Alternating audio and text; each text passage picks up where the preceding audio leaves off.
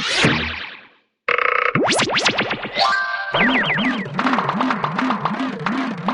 are listening to the oneofus.net podcast network.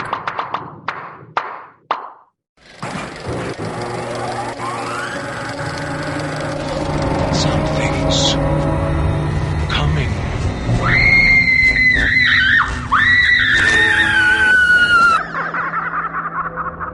Stand by. Hold on to your hats. Here we go.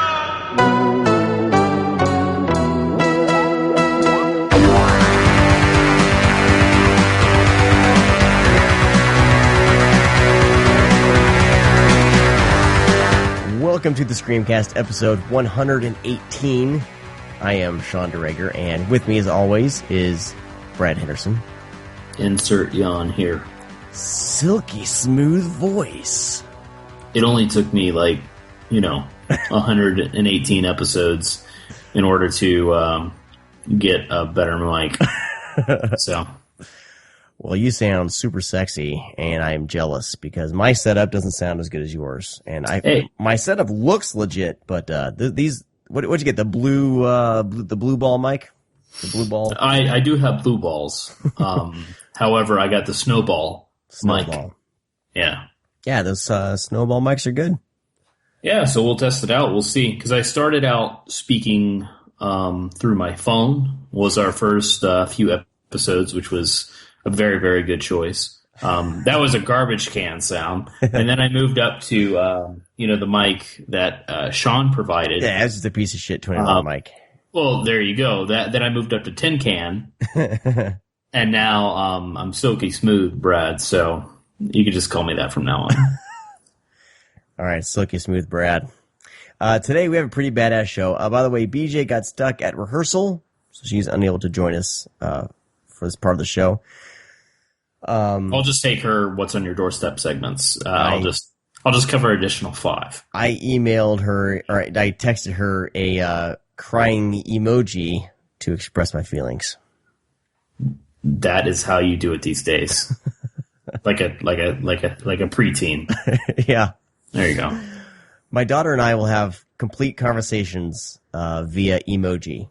Yep, it's the same thing with me. Yeah, Willow and I text, and being that that iPhone update, there's GIFs and all this other shit you can put in there, and I just get Trump GIFs all day long. So it's pretty funny. He covers the wide gambit of disgust, and stupidity. Hey, at least she knows that, and she's only 11. So my daughter does too, and she's 11.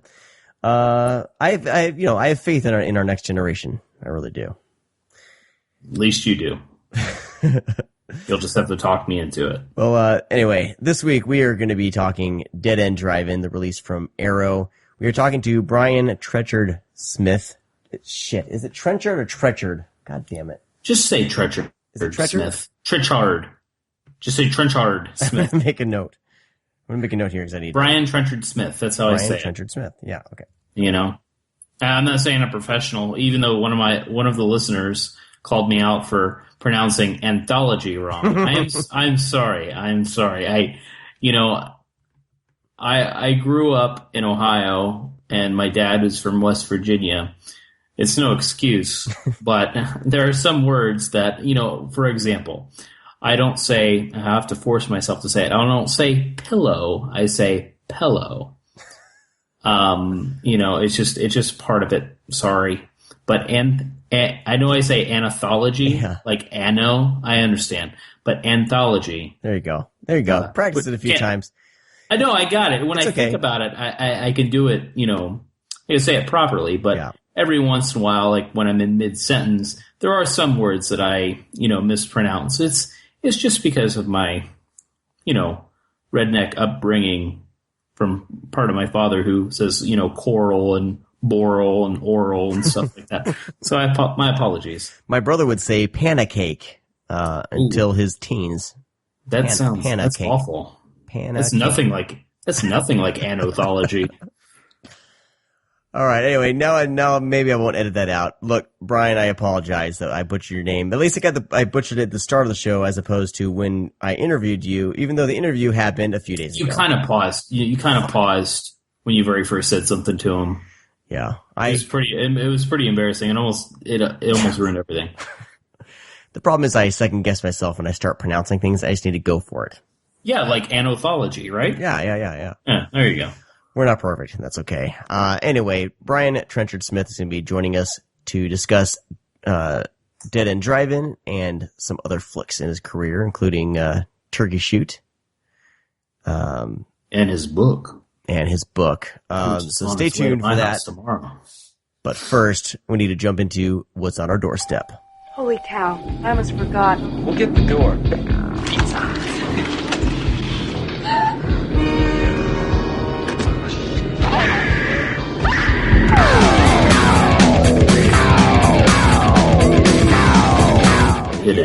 Hit it, Sean.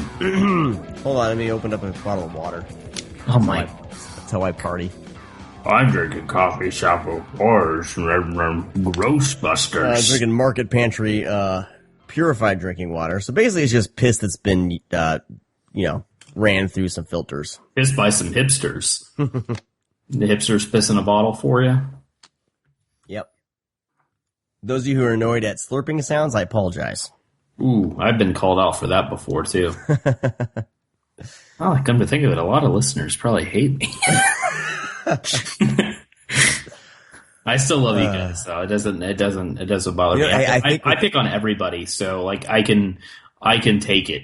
I think now that your voice is sultry smooth, I think you're going to change some people around. I think people are going to start, liking you a little bit more. I think they really lasted 118 episodes. No, fuck them. No way. I want to know, because we have to know, because certain people listen to episodes here and there.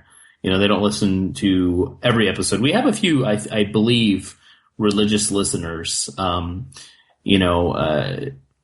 our numbers are great. But I want to know because obviously listening to this show, I'm not going to tweet this out. I want to know who has listened to this is 118 episodes of Sean and I from the very beginning. Even if you came in later. Let's say episode 50 or episode 30 or episode, 100. I want to know if you went back and if you've completed. I'm not talking about like, hey, you started at 1 and you plan on getting through. I want to know somebody that has a completionist. I want to know every completionist listener, and we'll put you in for a drawing or some shit. Oh, shit. Yeah. So just at me, bro, and let me know. At us. Isn't that what they like just say now? Is that like a thing? I don't listen to podcasts. No, I'm talking about on the twits. Oh. Yeah, at me, bro. There you go. Come at me, bro. That's a ghost show. You gonna throw a brick, bro? What was that thing that you said with Ryan Turk? Ghostroids? Oh yeah, it was Ryan Turek. Yeah, the ghostroids. Ghostroids. That's fantastic. All right, so cracks me up. We're doing the thing that I hate, where the podcast hosts just go off and just start talking about bullshit. Our religious listeners love our stupid fucking banter at this point. Like it'd be different if we're just starting out like episode 3. Okay, we're done. Well, meanwhile, like thousands have stopped listening, and our loyal 5 are still here. What's up, guys? Thousands. And gals. There's probably 4 guys and 1 gal. More like 10,000, Sean. But anyways, all right. I'll go. I'll go first. How's that? You must. I mean, I wouldn't have it any other way, and you wouldn't either. So no. Well, the first thing I wanted to talk about really quick, because I just started watching this. The Shallows. We had some people disagree with us on The Shallows, by the way, and disagree with me on Constantine the movie. I apologize. I can't win them all, but at least I won Constantine, which I'm a lot more proud of than winning anything over The Shallows. I want The Shallows out of my life. All right. Well, I started watching, kind of going through Scream Factory's release of The Thing.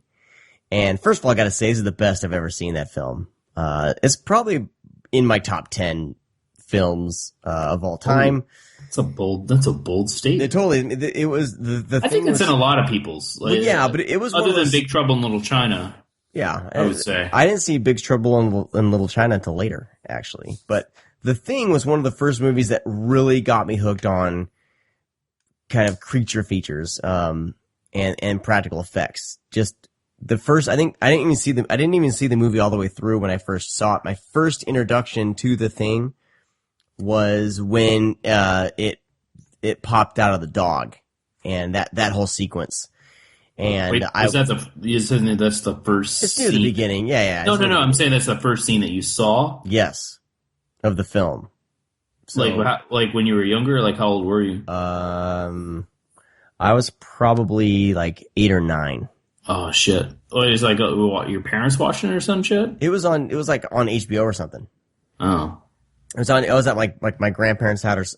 No, I mean that's a great experience. And man, it was like disgusting and totally freaked me out. But it was but I couldn't look away, and I was just so hooked at that whole idea. And I watched parts of the movie, and I got scared and ran out of the room a couple times, and but then I always went back to The Thing, and I watched that movie so many times, especially in college, and it's just one of those films I always go back to, and an example of like just impeccable practical effects. So it looks great. The last release was okay. I didn't really have any huge problems with it.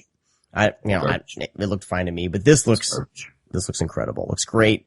The special features are fantastic. There's a great conversation with John Carpenter on there.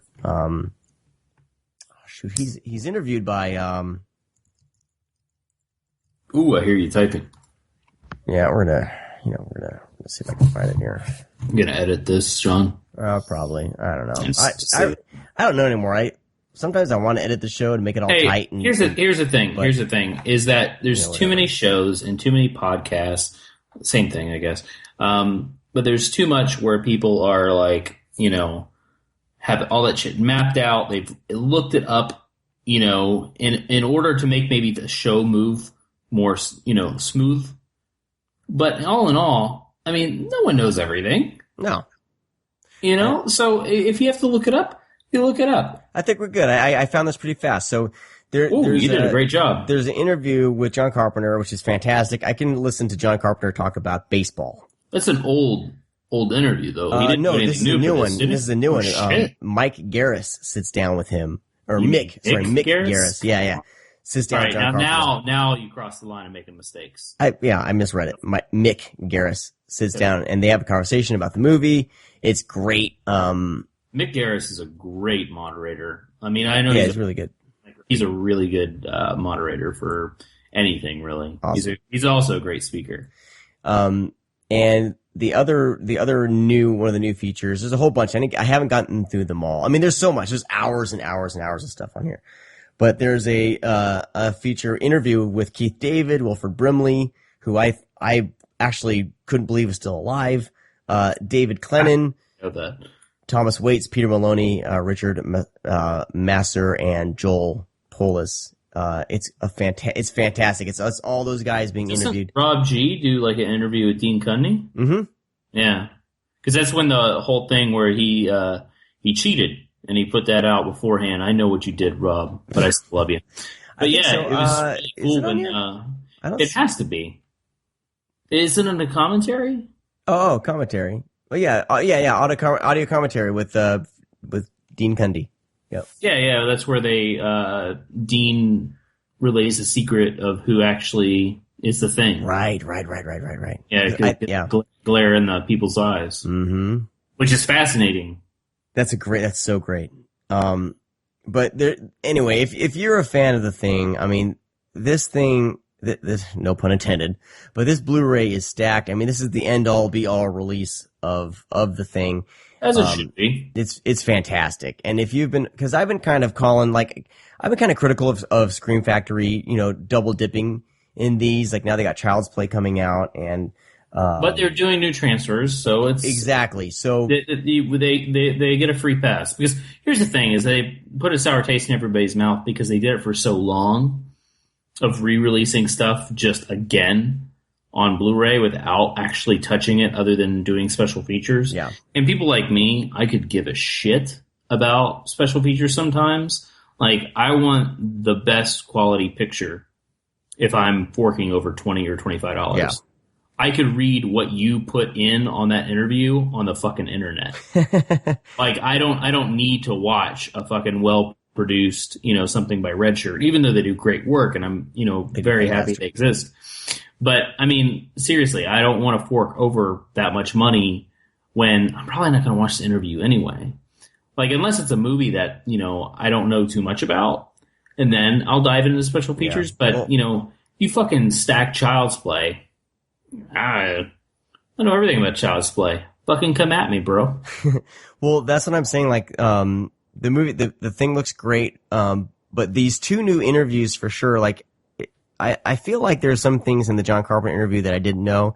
And there's things for sure, just seeing these guys relive their experience now, like at this many years later. I mean, Wilford Brimley's like he's like 82, and he's just sitting there, he's just hunched over in his big old gigantic chair, just, reminiscing about the film. It's great. And it's great. And Keith David is, I love listening to that guy talk.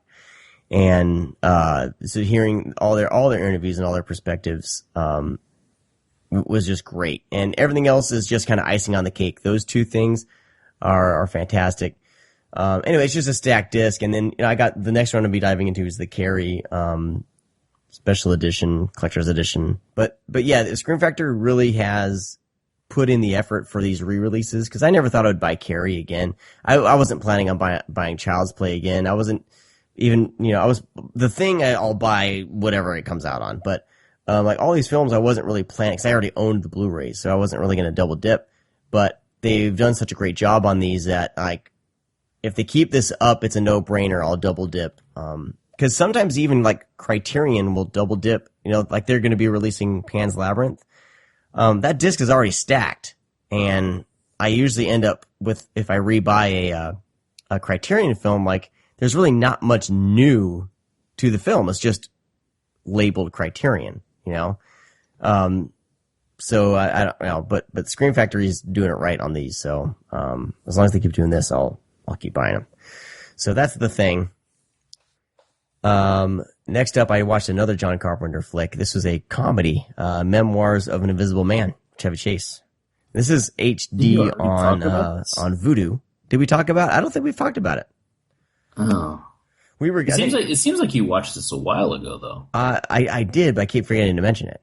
Oh, okay. Go right ahead. But it's HD on Vudu, and Chevy Chase and Daryl Hannah, and a lot of people kind of shit on this film. Like, I really had fun rewatching it. I enjoy it. Some of these are early digital effects. They're actually done really well. And it's just a fun, Chevy Chase film. And Sam Neill is in it. I mean, I had a lot of fun with it. It's a shame that this isn't on Blu-ray anywhere with, I think all John Carpenter's films should just be on Blu-ray and, Warner Brothers, right? I think so. Yeah. So that's the reason why it's on HD on Vudu, because all their shit is. Yeah. Usually. But it looks good. It looks fine. And I had a really fun time revisiting this, kind of take on the Invisible Man in a sense, where this, very selfish guy, rich guy, basically turns invisible and shit goes down. I don't know. But, it's fun to see John Carpenter kind of as a hired gun and take on a film like this.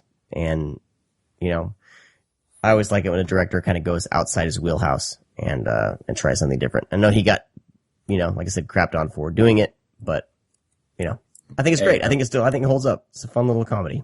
I don't know. All right. Next up, me and the family checked out Ghostbusters, the 2016 one, the extended version. And I don't know if we've talked about this remake that much on the show. I don't really want to dwell on it too much. Did you see it at the theater? I saw it in the theater, and it was okay. You talked about it on the show. Huh? You talked about it on the show. Yeah, but I watched the extended version. Oh, wow. You watched an extra 10 minutes? Did it get better? Minutes. It flows better, but it's not necessarily a better film. There's a few extra laughs, but, it flows better. I don't know why they do this, why they cut movies. You want to talk about, I will fucking destroy you even more over that than The Shallows. Well, I mean, it's not a great film. My daughter loves it. She had fun with it. Oh, God. It's fun watching as a family, but it does not hold a candle to the original Ghostbusters at all. It's not even that. It's a huge missed opportunity, I think. I wouldn't even compare the film. Popcorn flick. But go rail on it, man. No, I'm not gonna. I don't want to rail on it. I mean, here's the thing: is that I don't even want to compare it. Because I think it's unfair. Let the movie stand on its own. Because I mean they are, basically remaking. They did remake. It's a remake because nothing exists in Ghostbusters world aside for they have these weird fucking out of place cameos throughout the film. But I mean, it's just that I don't know, man. We talked, I think, via text or something about certain things, but it's just it doesn't flow well. It becomes a standard slapstick comedy rather than here's the thing is that I don't want to compare it to the original because I mean I've never met anybody that dislikes the original Ghostbusters, so you're going on territory already where you're going to have a large fan base go against you, and we saw that happen. And then they casted all females, which was even a bigger no to all these people. I could give a shit. I was actually excited that they announced it. I was on board a Ghostbusters 3 and a remake the entire time until Melissa McCarthy was casted and Kristen Wiig, just because I don't find them funny.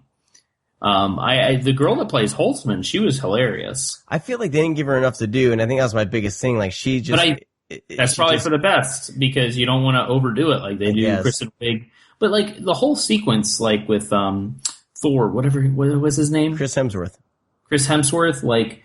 The sequence where they're interviewing him and then he shuts his eyes when noises are loud and like he just is a fumbling idiot. Like, are you trying to make fun of Rick Moranis' character? Like, I don't understand. Like, it seemed like they tried to make fun of all the pre-existing characters. That's what it felt like to me. Yeah, well, they're making fun of like kind of how geeky Egon was with the Holtzman character. Yeah. That's just how it felt through and through. The Ghostbusters original movie, those characters felt real and grounded. Like, they felt like people you knew. You know what I mean? And the comedy came out of kind of their interactions with each other and with the supernatural and other characters. Like, all those guys have long-standing relationships with one another. But it was very believable, where this just felt like a scripted comedy. A lot of these modern comedies feel too forced with the comedy, and it doesn't feel like real comedy, like just things that are funny and things that stick with you aren't necessarily people trying to be really funny. It's the situation and the person in the situation where this just seemed like it was trying too hard to make a bunch of jokes. So the extended version kind of, it stretches things out a little bit so these moments breathe a little better, but it's still not a better film on its own as a comedy, because it's one of these modern Paul Feig comedies, which they're okay, but they're not great. Like, they're never these long, I'll never go back and rewatch them. They are what they are, like Bridesmaids and, was it Spy? See, I haven't seen Spy, but I've seen Spy is probably his best one, but I've seen Heat and Bridesmaids, and both of those films I truly, truly disliked. I hated Heat. Like I said, like he's trying to do these movies that were kind of staples of the 80s, but he's taking out the grounded realism with these characters and just joke after joke after joke, and they're not really that. But the thing is, funny. The jokes aren't even that funny. No, right? Yeah. And I haven't seen the theatrical cut of Ghostbusters. I went in because Janice wanted to rent the movie, so she picked the extended. She had no idea. And dude, that movie's like fucking over 2 hours long, and that is brutal. And it's just I went in with kind of a positive attitude. I mean, mainly because I was super positive, like I said, until they casted Melissa McCarthy. That was my biggest pet peeve. And I don't find Kristen Wiig funny, and I'm not a big comedy fan, so I'm a little biased when it comes to that stuff, because I'm like, ugh, whatever. Like, the thing is I enjoy like comedy like Ghostbusters, but I knew casting with them in previous work from Paul Feig or whatever his name is, I just knew that this isn't going to be for me at all. And it feels like they're failing with their jokes to me. Now, I wish that I maybe saw it in a theater so I could see people's reactions, but it just was not funny. Like I don't know. Yeah. I want to know if anybody that was like, any listeners that really, really didn't want to see the movie but ended up liking it, let me know. Just because I want to know who liked it. Because not only did that movie, upset a bunch of people, it didn't do very well to begin with. Yeah, they're not doing that. I mean, they were planning this as a trilogy. If you kind of rewatching it, I kind of saw some things they're doing. They're basically going to stretch the first movie, the original Ghostbusters, that whole plot with Gozer, into 3 movies. Yeah. Which I don't think is the best thing to do. But anyway, the silver lining in this flick is my 11-year-old daughter, who is a huge fan of Ghostbusters in general. She loved this film. She loved the fact that there are these girls fighting the ghosts. So that, and it turned her on to the real Ghostbusters cartoon. She had a friend over and she wanted to watch the original Ghostbusters, the first one that she likes the best. She likes Ghostbusters 2. So her, like, this whole Ghostbusters thing, like, she likes it as a whole. And this is just another entry into that, but with girls. So she's young and she's not going to tear apart a movie like we would as adults. So me kind of viewing it through her eyes and my kids' eyes, even my little 4-year-old, even though there's jokes in there that are totally going to go over a 4-year-old's head, he is even like a fan of Ghostbusters in general because this movie helped stir all that up. So, I can appreciate it for that. I mean, if the kids are watching it, I'm not going to be like, oh God, they're watching. I mean, it's not horrible. It's just, you look at the potential, kind of set by the original, and it's like, it really could have been updated properly. But it's just, I feel like it just turned into a Paul Feig, movie, and if you like those movies, great, but I feel like his movies mostly aren't for me. Like, I liked Jason Statham in Spy. Like, he was the best part of that movie. But that's about it. That's all I want to say on it. I mean, Ghostbusters have been beaten to the friggin' ground. Moving on. So, finally, this is a movie that I've been thinking about since I saw it, the other day. This is released on, Wilgo USA released this. It's a South Korean film called The Wailing by Na Hong Jin. And Brad, you've talked about this before, when it was out in the theaters. Yeah, already reviewed it. It's out on Blu-ray right now. All those longtime listeners have heard my opinions on it. Yeah. Well, now it's my turn to weigh in. Go ahead, Sean. Let me know what you thought. Well, when I first saw this, I was like, it's like 2.5 hours, and I was like, oh shit. I was like, oh my God. Yes, it's a long time for a horror movie, you know what I mean? But it's a little more than a horror film. Exactly. And I thought this was just going to be some, just Asian horror film. I didn't really know what I was getting into at all. And the more that I was watching it, the more that I saw things unfold. I mean, it's this, South Korean, he's like this village police officer in the city, and a bunch of strange shit has been going on, a lot of murders and people kind of freaking out and just murdering people, and they're trying to figure that out.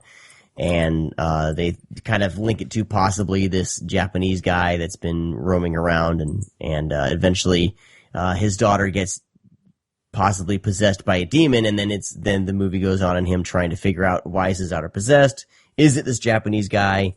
What's going on? Why are these strange things happening? And all this stuff. And, so that's basic plot, like, sounds pretty standard, but there's this layer of like, Judeo-Christian, mythology / mixed in with kind of, Eastern religion. And I'm not sure like what South Koreans, what religion is kind of the main religion there, but, so there's like this mishmash of religious subtext to the film and the dealing with good and evil. And I don't want to spoil anything. I mean, this is something that, you're going to want to watch and sit down and have some coffee and really like drive and pile into this movie. Like, and dissect it, because there's so much more going on under the surface with the film, and I loved it, man. I've been thinking about this since I saw it, trying to kind of unravel the ending, and I want to go back and rewatch it because I know now with what I know, like I know there's other things kind of woven in there, but I feel like you also maybe have to know whatever the Eastern religion is, like with their kind of exorcist rituals, because like there's a scene where they have this shaman come in and he's trying to get rid of the demon or whatever and going through this big ritual, and there's kind of these two dueling rituals going on, and I feel like I don't know enough about that culture to really let that sink in. So, but anyway, it's a really good film. I would recommend this to anybody. I think it's fairly cheap on Blu-ray as well. You can grab it for $14.99 at Best Buy, and I think it's streaming as well. So it's a great movie. Hold on, my dog's scratching at the door. Jesus Christ! I'll talk. All right, Brad. So also, what's on your doorstep? Oh no! I want to hold on. I want to hear. No, it's going to talk about Nahong Jing. Yeah. Hold on.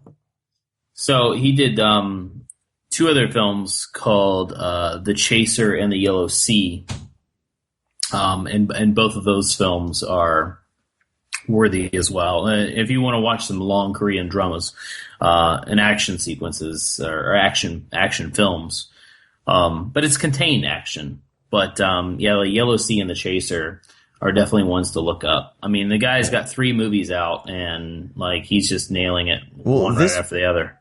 I read that this took like 6 years to make. It could be. I mean, that's 6 years ago is probably his last movie. Yeah, so I mean, it's just like the way it's shot, the effects, like this is like The Shining level good. You know what I mean? Like it's a well-made film. Right? No? I agree. Because sometimes you see these movies and they're really good, but there's some like really shoddy special effects and there's some shoddy framing. And, like the cinematography is great, the effects are fantastic.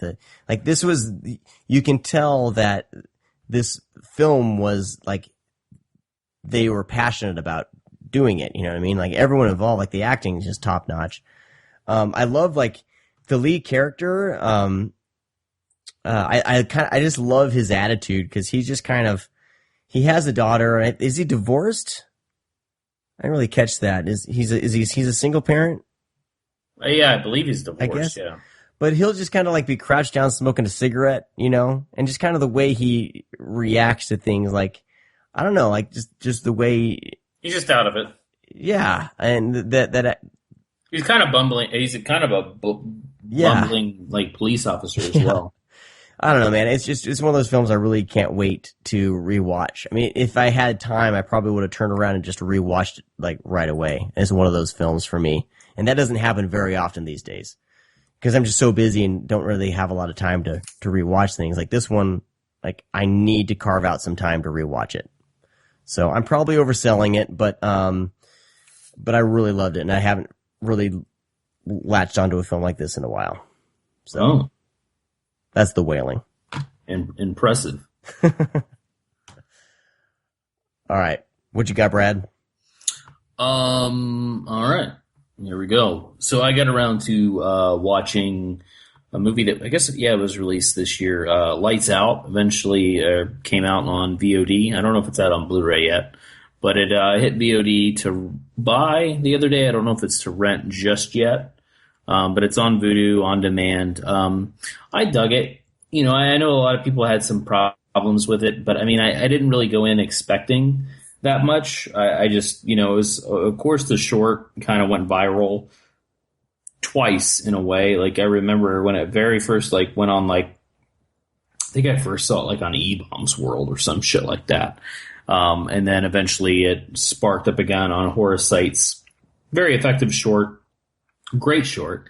And then made into a feature. And I was like, okay, just extend that. It was creepy. Let's just do more creepy shit. And that's what they did. It's not great or anything, but I think it has some really effective scares, some really, really fucking cool gags. Because the premise is that, this this lady named Diana. She lives in the dark. Maria Bella's character, she is haunted by this woman. She is a single mom, lives with her little boy. Her daughter, who is, probably in her 20s, moved out, lives across town. The little boy can't sleep because he can see Diana and hear Diana. So he goes to his older sister and says, "Hey, I need to sleep. Can I stay with you?" So, social services gets involved. You find out the mom has some, depression issues. She's on medication. You find out she was in an asylum, when she was younger, and that's where she friended, this, Diana character. Some shit happens, of course, and I'm spoiler free. Some shit happens and Diana haunts her. And the only way that she can contact you is, can touch you is in the dark. So she controls the light. You turn on the light, she disappears. Turn it off, she appears. Very much what the short does. But using that that gag, they do some really, really cool shit and creative things with light and darkness. But yeah, it's creepy. The character Diana is pretty effective and pretty fucking scary, I think. But if you just want a fun little popcorn horror flick, Lights Out is probably for you. If you're looking for something, fucking revolutionary, you're not gonna get it. It had pretty decent reviews though. It's not. But it seems like it's mixed for me. I feel like it's just because even when I text you, I think I got the unfair treatment like The Boy did, where I think people were just expecting too much. Because I think at certain times you have to learn to kind of turn it off, going into a movie. But also, even if they're not creative with the plot, which Lights Out plot isn't that creative, the same thing with The Boy, it's how they present it that's good. Because The Boy is shot very well. It kind of keeps you guessing. Very standard plot. The same thing with Lights Out. But I think with Lights Out, there's so many effective scares and so many effective gags that it kind of keeps you going. And it's fucking 80 minutes. What more do you want? So next up was, I got around to watching, a film that I've watched countless times. Got around to watching the Texas Chainsaw Massacre 2. Texas Chainsaw Massacre 2. I said that a little too fast. This is, of course, the Tobe Hooper film that came out, 12 years after the original. I tell you, this film never gets old to me, and it's one of those films that constantly surprises me each time I watch it because I kind of notice new things, just because there's so much going on. And I love kind of that psychotronic, exploitation horror where it's comedic, but it's also very serious and it's very, very dark. And it just kind of is really out there. And it really is like a fucking nightmare for, an hour and 20 minutes of this movie. Dennis Hopper's completely 100% over the top and awesome. Carolyn Williams is I can't imagine that she was able to even speak after she filmed this movie because she just screams so much constantly. And it's just, it's very effective because it feels like you're right there. Bill Moseley is great. Leatherface is just completely, again, over the top. All the characters are over the top. But just a really fun, 80s horror flick that's cheesy, scary. There's some really effective scares in there too. Just the scene where Chop Top, is very first at the recording studio and he's talking to Stretch and they're going back and forth and she's like, goodbye. And he's like, goodbye. And just, they do that exchange and he gets closer and right in the middle, they're in this dark, corridor. And then they flip on the light, and Leatherface's chainsaw's already fucking going. As soon as that light flips on, he charges forward. Really effective scare. But just moments like that make this movie a real treat. And, not to get off topic, but people always complain like, oh, Rob Zombie's movies, everybody's a redneck, everybody's white trash. Well, that's the movies he wants to make, because that's what the Texas Chainsaw Massacre is. That's what Part 2 is. It's that psychotronic exploitation shit. Like Psycho from Texas, Gator Bait, all those films, Poor Pretty Eddie, all those films that we love, those are the movies that Rob Zombie likes. So that's the reason why he uses those characters, and that's the reason why he makes those characters like that. It's not really white trash, it's more or less like a Hicksploitation type deal. Because House of 1,000 Corpses is his answer for like Texas Chainsaw Massacre 2.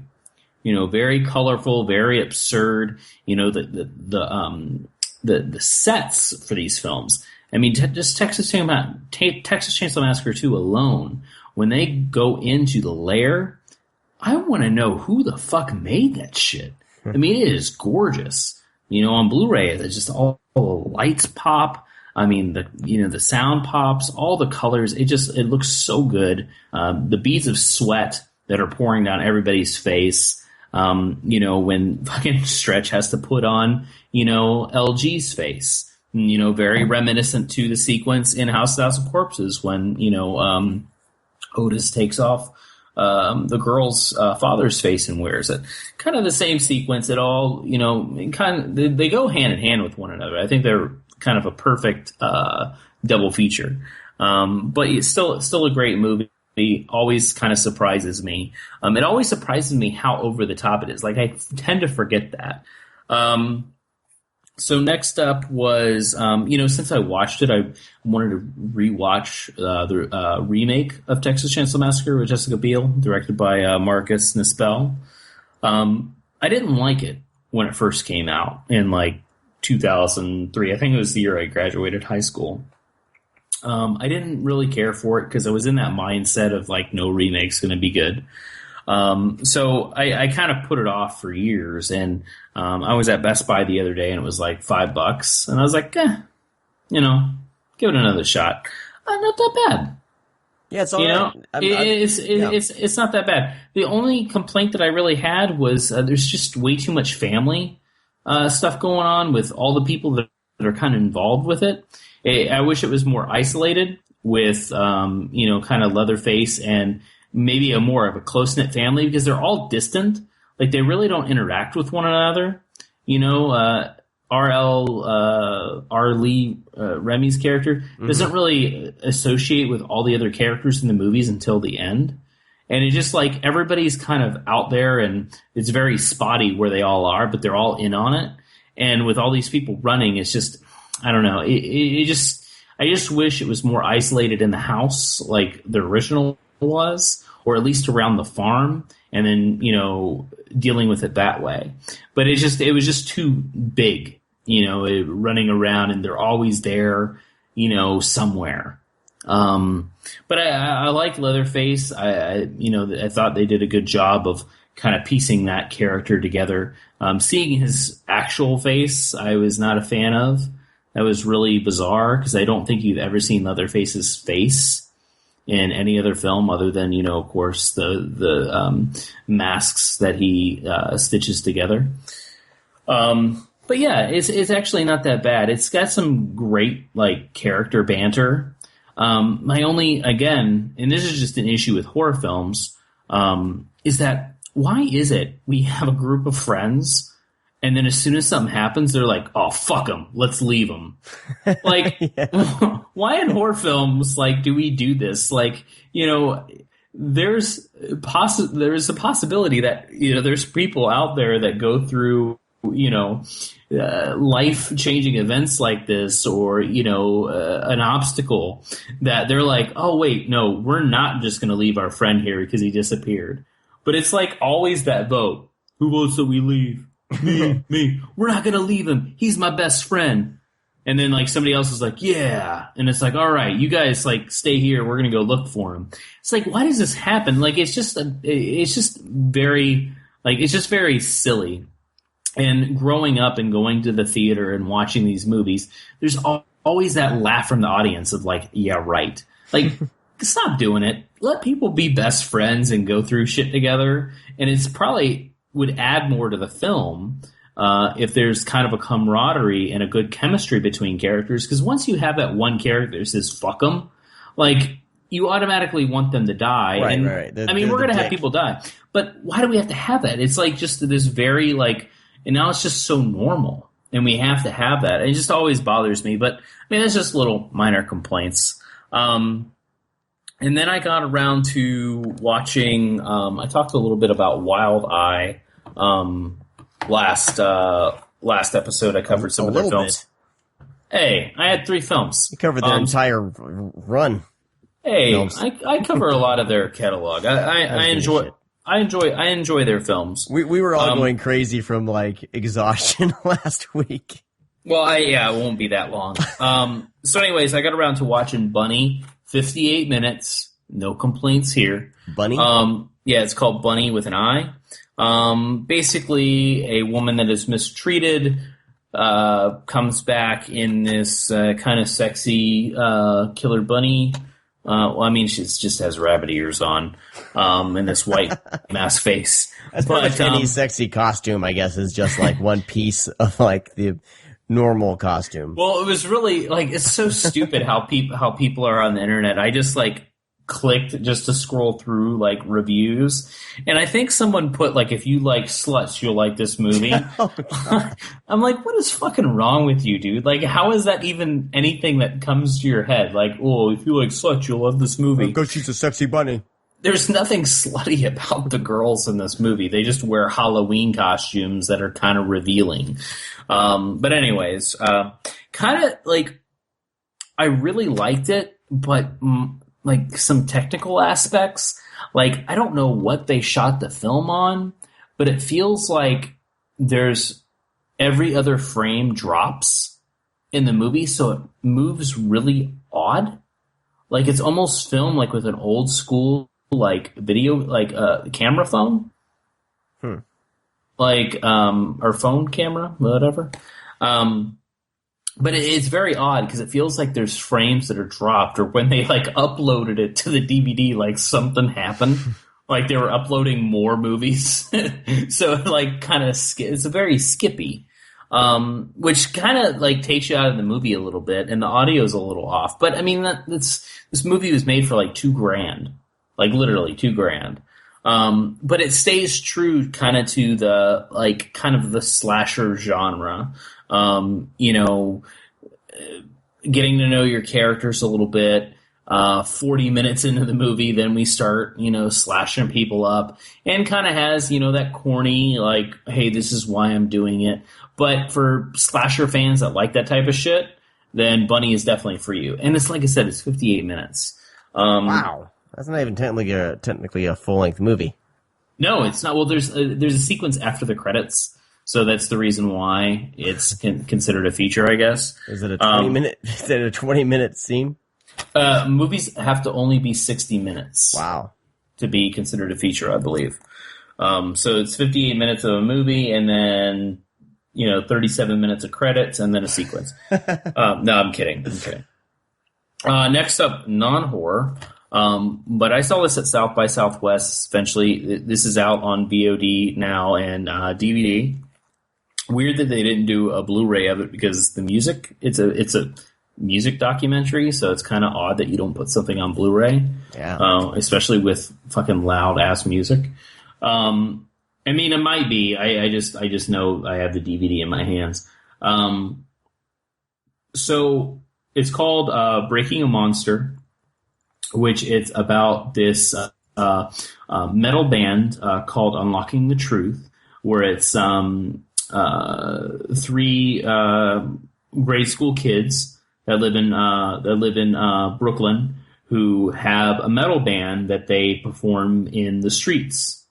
And now, what I really liked about this doc, and I saw this at South by Southwest in like 2015, is that the documentary, because it's 3 black kids, and one thing I loved about the documentary is very invasive to the point of like, they asked that question that I was hoping that they would ask, like, do you think that you gain popularity because your music's good, or are you gaining popularity because you're 3 black kids playing metal?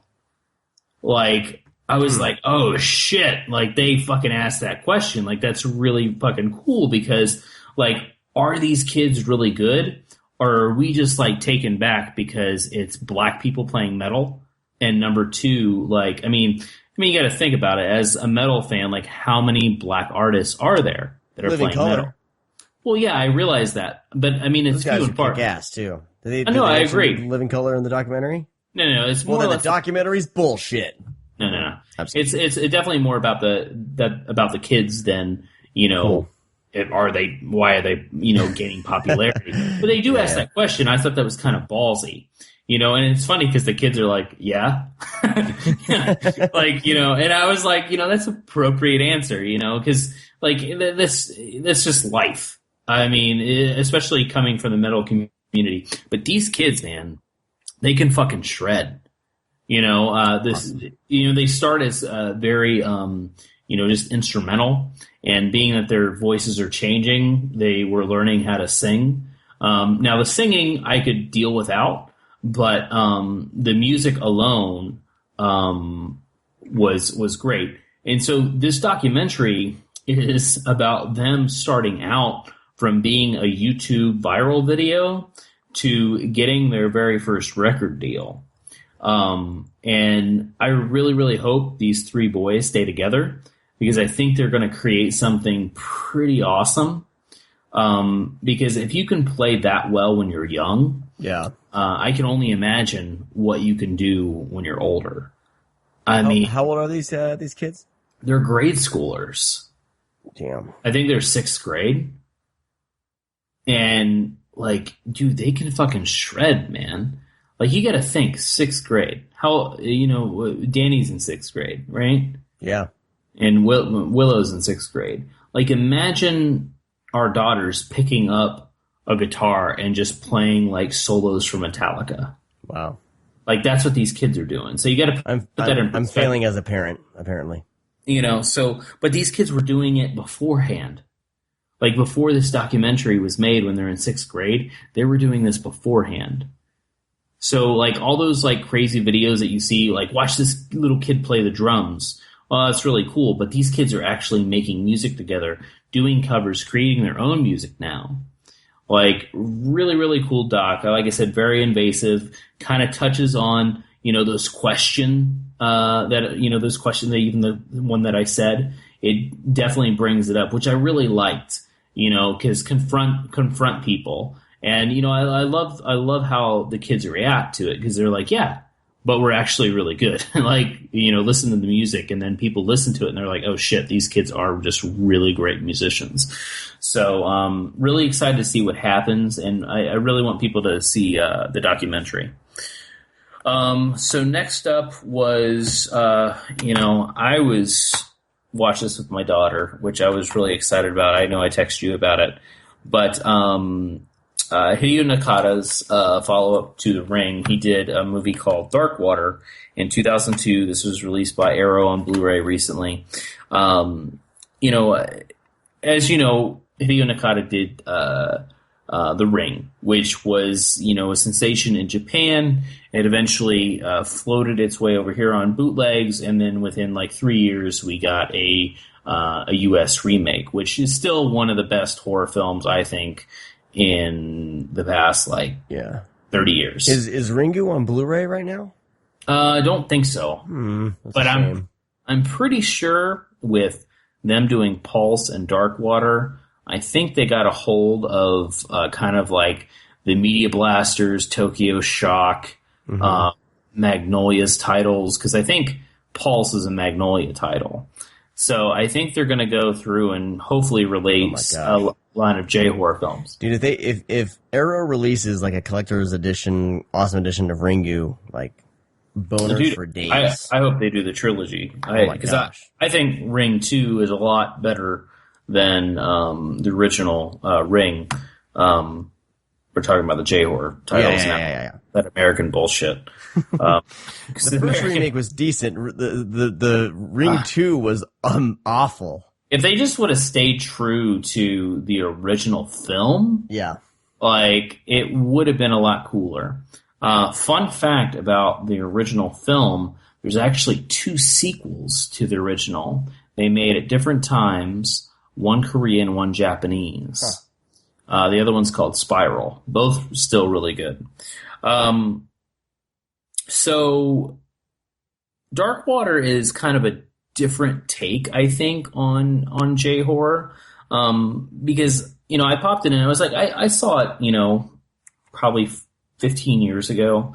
And then, the Jennifer Connelly remake came out. I saw that in theaters. I was like, whatever. But I'm always a big fan from like 95 to like 2003 J-horror.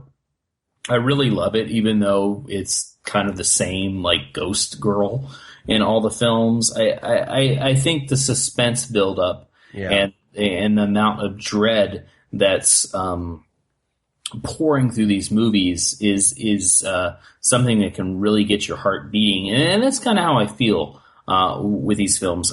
Dark Water kind of does that, but is so much more of a drama, and I didn't really catch that, I guess, the first time when I watched it. But I'm digging the movie, but I look over at Willow towards the end of the film, and it looks like the apartment building is in her eyes. It's just flooded with water.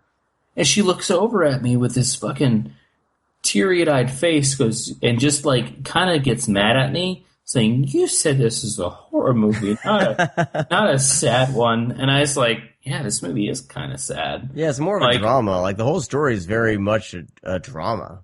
So yeah, it's about this little girl and her mom. It's weird because she's like a kind of a proofreader for comic books, which was kind of a cool like job for I want that this job. lady from Japan, So, anyways, they're trying to move along with their lives. They move to an apartment building, soon to find out that the building, the apartment above them on the next floor, there's kind of a water leak that's coming through their roof. And slowly they realize, because the little girl keeps on going up to the roof, finding this red bag, that there is a little girl that is kind of haunting the building. And she wants somebody. A lonely ghost type story. And then it kind of goes from there. Dealing with the little girl and the mom's emotions and, trying to figure out if she's crazy or not, having people call her crazy and trying to decide if she is crazy or if there really is a ghost that's haunting their building. But really effective. It looks fine on Blu-ray. It's definitely better than the Asian Tartan Extreme DVDs that came out of these movies and all the bootlegs. I can't remember. I don't even know who officially released this because there were so many goddamn bootlegs of J-horror films. But it looks good. It's very grainy, which I'm not sure is part of the filmmaking process or if it's just what Arrow had to deal with, because they don't mention that there's any transfer of film. They just say a high definition transfer. Digital transfer, so that's what usually means it's a HD master when companies say that. But it still looks good. They definitely played with it and tweaked with it. So a solid J-horror film if you like that stuff. It's not as wacky. Let's put it that way. It's not as wacky as your normal, Grudge Ring film, even though there's 16 Grudge films. But yeah. And this is another film that you mentioned earlier, Sean, and I have the Blu-ray of it in my hand. Oh shit. So I rewatched after 13 years when this came out. 10 years. Pan's Labyrinth came out on Criterion Blu-ray. Del Toro's, kind of childhood horror fantasy film. I saw this in theaters and I haven't seen it since. A beautiful film, number one, but a great story, a very brutal story. And that's what I really liked about this film is that Del Toro is telling if you took like Neverending Story and Crawl and Labyrinth and Dark Crystal, but you made it really brutal. That's kind of what Pan's Labyrinth's like, because it's like this childhood fantasy, but there is this big horror aspect. Like, I wish this movie would have existed when I was, like 13. I know. And I think this would have changed my life. It's one of those films. But, I saw it in 2003, and I watched it again with Willow. Because we're doing the whole horror October thing, so I figured this would be a good film. She loved it. My biggest complaint with this is why didn't this have a great score? Like, it doesn't have a very good score. Yeah, like, I don't remember the score. I remember the visuals. I don't remember the That's what I'm saying. Like, I remember how beautiful the film is, and it still holds up, and how, haunting it looks, and the creature effects, and just the father, the general. Is he a general, or is he just he's from it? I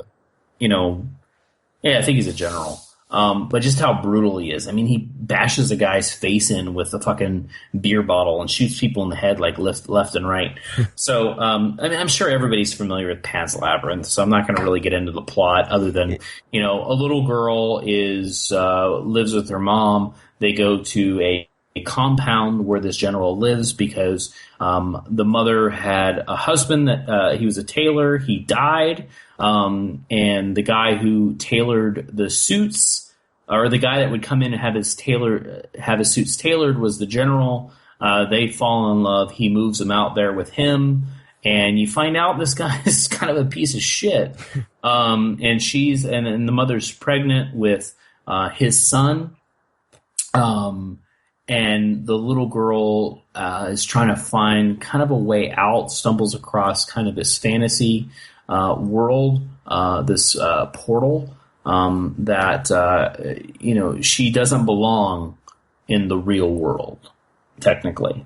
And it kind of goes from there. A very, very sweet story, but also not your – like, there's something with – I think even Dark Water kind of goes hand in hand, is that, the Spanish horror community, they love to do like really brutal stuff, but have these like really like dramatic sequences and kind of really like, they want to say, all right, we're going to stop with the horror for a second and we're going to get real on your ass.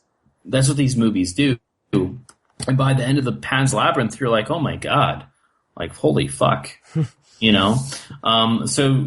definitely pick it up. It's a new 2K transfer that is supervised by Del Toro. So it's definitely the best the film has ever looked. God damn it, you're going to make me buy this again, aren't you? Dude, it has a 7.1 new master audio, and it sounds incredible. Like, right, gunshots, the explosions of all the war stuff, when the fawn creature like walks around and he's thudding around. But the one thing I noticed, because it sounds so good, is that this movie doesn't have a good soundtrack. It doesn't have a good score, and that really bothered me, because I felt like this movie would have been amplified like twofold if they had like some kind of like, fantasy, like, even though I'm not a huge Danny Elfman fan, if they would have had like a Danny Elfman soundtrack to it, like, it could have amplified the film. But I don't know if it's just me. Like, I almost want to rewatch it, because halfway through the film I was like, where's the music in this movie? Like, the credits have a great, theme, but there's like no theme song. I don't know if that's intentional from Del Toro, if he didn't want to focus on that. If he wanted to focus more on the story, then that's obviously, a directorial, standpoint on by him. But I felt like the movie could have used a good score, but it didn't have it. And then last but not least, I think this is last. I think, yeah. Well, I mean, I'll talk about both films, but Arrow recently. Did you pick up the Hills Have Eyes box set? It is on its way to me from Grindhouse Video. Ooh, Mike needs to hurry up. Well, I'm waiting. He was gonna ship something out for me today, but I told him to hold off until Exorcist 3 arrives, and he's gonna be sending all that to me. So cool. I'm being patient. So holding this box, I love Arrow's boxes. Like the way they feel in your hands, you're not holding something cheaply made. Like it's like hard cardboard that's not going to they don't do that they did that except for Bride of Reanimator. They kind of dropped the ball on Bride of Reanimator. Yeah. I wish they would have done that box, but I think they learned their lesson because it's not where those kind of folded in boxes. Like this is a hard duty cardboard. Yeah, I love those boxes. There's no bending this unless you force it. But anyways, Arrow did this is a limited edition, I believe. But they did a 4K restoration of The Hills Have Eyes on Blu-ray. As a long time fan of The Hills Have Eyes, I've owned this on pretty much every format, from the Anchor Bay 2-disc to the Blu-ray that Image released, to multiple VHS tapes, even having digital files that I've downloaded. I mean, I've always been a huge Hills Have Eyes fan. And seeing this film, it was almost watching it for the first time because you actually see shit. But definitely a wonderful transfer. So 4K restoration on the film. It looks flawless. But it keeps that old school grainy feel. Yeah, it's a pretty dirty looking movie. It's just it still looks dirty, but you can actually see how dirty it looks. That type of thing. But I mean, I'm not going to talk about the plot. You know what it is: a bunch of cannibals attack people. But there you go. But definitely some really great work that was put into this film. A great booklet as well. I don't really usually read booklets, but Arrow I tended to, because they usually have people that know what they're talking about. And Ewan Cant, who brings a lot of this stuff to the table, has this really great article focusing on kind of The Hills Have Eyes as a whole. So we're talking about Hills Have Eyes, The Hills Have Eyes Part 2, The Hills Have Eyes Remake, The Hills Have Eyes Part 2 Remake, and also the not really official, but official Hills of Ice 3 Mind Ripper with Lance Hendrickson. He goes into all that and in great detail and kind of covers the entire franchise. Does a really great job. Very, very great writer. It has, of course, a poster, postcards, all that bullshit that they usually put in there. And they pulled the old Anchor Bay documentary on it, which I was really happy about because that was my only kind of because I think it was lost on the Image disc, so I kept the 2-disc DVD from Anchor Bay because I don't remember. I just kept because I usually do that because I say I kind of contradicted myself and sound like a hypocrite now. Is that there's certain things that I look for, like anytime Wes Craven has to speak, I'm always there. I just love his voice. I love the way he tells stories. He's a great storyteller. So I didn't want to miss that interview piece documentary. And they put it on there. It's called The Hills Still Have Eyes. And they also have a bunch of new shit with, of course, Peter Locke, who kind of supervised this whole thing, which is Wes Craven's producer on the film. So a really great set. And, just very well put together. And also has the alternate ending, which I have never seen. So even of all these things I have, I never saw the alternate ending. So watching the film, again, I watched this with Willow. This was our late night movie. I she didn't have school this past Monday. So we stayed up late and watched it, and she had the same reaction I did when I very first saw it. And when it ends, I'm like, wait, is that it? Are we done? Did we just end the movie like that? And she was like, man, what a ripoff. What happens to the family? And I was like, I don't, that's just how the film is. I mean, there is a continuation, but it's it doesn't even feel like part of The Hills Have Eyes. Like the original with the sequel that Craven did. But, we dug into the alternate ending. it's not really much of an alternate ending, which I thought was pretty funny. All they do is they flip-flop the scenes where, Bobby and his sister kill Jupiter.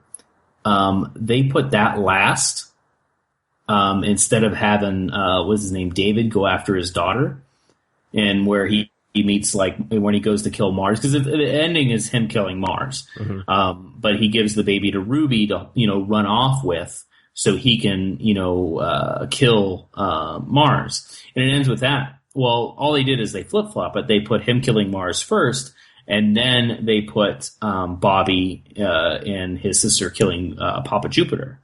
And then it ends. The only alternate ending is that they show the remaining survivors together, and Ruby and the daughter holding hands.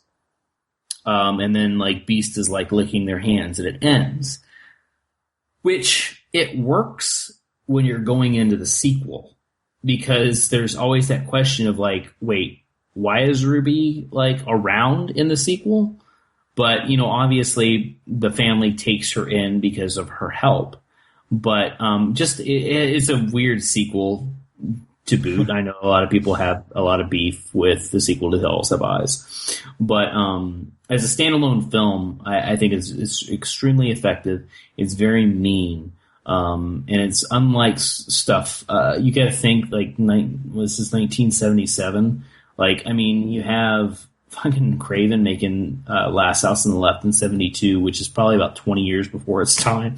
Well, let's just say 10 years, because the 1982 shit would have been made like that, like, all the time. So probably about 10 years before, like, it was probably due for the world to see. And then 77 with The Hills Have Eyes, where he got a lot of flack on that too. Just because of how mean The Hills Have Eyes is. Yeah. But Craven didn't overdo it, which I really enjoyed, because Last House on the Left is relentless. I mean, it is fucking brutal. It's really fucking dirty. Just the rape sequence when Krug is carving his name into the girl's chest. Yeah. Like, it's just really, really tough. In The Hills Have Eyes, he does allude to more sinister things happening, but he doesn't go and show it too much. And that's what I really liked. Now, Aja was like, oh, fuck it, I'm going to actually do the rape scene in the remake of The Hills Have Eyes. But, you don't really get to see that, because it would take you out of the movie, because so much shit is happening during that sequence. Like, that's what I really love about the film, is that it gets so chaotic, because they're burning the father, they're trying to run outside, Dee Wallace and her mom are trying to defend the place with the baby, the sister's in the back getting attacked by Pluto, and, like, people are left and right gone, and it's like, oh my God, like, these people really know how to throw chaos in order to get what they want. Like, they obviously have been doing this for a long time, whether that's kind of the direction and, the motivation behind that sequence from Craven, but he really knew how to make you feel uneasy with The Hills Have Eyes. But it's what he does in all his movies. Like, aside from the music of the heart, but, he's really good at making things so real. Even Last House on the Left, even Scream, Hills Have Eyes, Nightmare on Elm Street. They have this, even like how bizarre the plot to Nightmare on Elm Street is. It's very, like, it feels very real to me. Like, and they ruined, and the reason why I don't really care for the sequels is because they made Freddy a comedian. And the first film, he is a comedian, but it's very, like, down-to-earth type. Like, where he's just saying really fucked up things rather than making jokes. I think that's the big difference. Yeah, it gets very pop culture-y as he goes on. He's making all these pop culture jokes. All right, man. Well, you have anything else?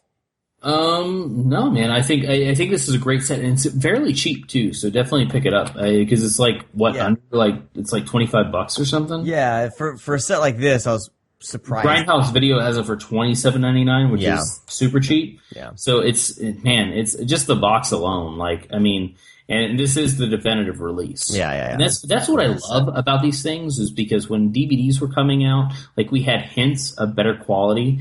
Even when Blu-ray's coming out, there's not going to be much more than better than 2K and 4K. Like, you're just not. Yeah. Like, even if it is 8K, even 4K is pushing it. It's pushing it because no one has a gigantic wall they're going to project on. Really, I mean, right? 4K's. I don't know. I'll go off on this whole UHD thing. I think it's.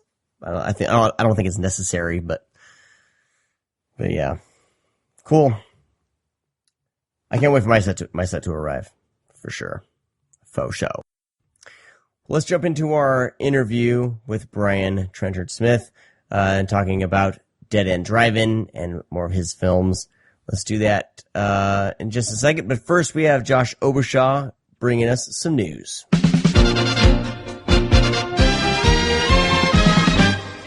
Josh, what's going on, man, in the world of Blu-ray news? We missed you last week. I know, and I'm pretty sure there's a lot of people that miss me too, but I'm back. I'm still alive. May not be as active as I used to be, but it's okay. I'm still kicking in. I'm still bringing you some. Yeah. Well, it's good because you're actually making money. you're being busy making money, which is good. Not working for free on some bullshit. Hell yeah. blog. True. And maybe I could buy more of these hot items that we've been talking about all year. It's going to be a very, very lovely Christmas for me. Nice. So why don't we get started? And I want to start off with something that people have actually asked me directly on Twitter about if we were going to cover this. And you bet your ass we're going to cover this, because Arrow Video announced that they are bringing Hellraiser, the Scarlet Box, to the United States, and it's coming out on December 13th. Now, for those people who may have heard about the Scarlet Box or don't have a region-free player and maybe are just are really, really curious about what exactly is in this box set, I'll give you a quick rundown of what it is. What it is a Blu-ray box set of the first 3 Hellraiser movies, all 2K restorations, a whole bunch of bonus features, a 4th disc, which is entitled The Clive Barker Legacy, which is exclusive to this box set. It contains Clive Barker's short films Salome and The Forbidden, Books of Blood and Beyond, the literary works of Clive Barker. Also, Hellraiser Evolutions. This is a brand new documentary looking at the evolution of the hit horror franchise and its enduring legacy, featuring interviews with Scott Derrickson, who did Hellraiser Inferno, Rick Boda, who directed Hellseeker, Deader, and Hellworld, and Stuart Gordon, plus many others. Plus, you've also got the Hellraiser Chronicles: A Question of Faith, which is another short film.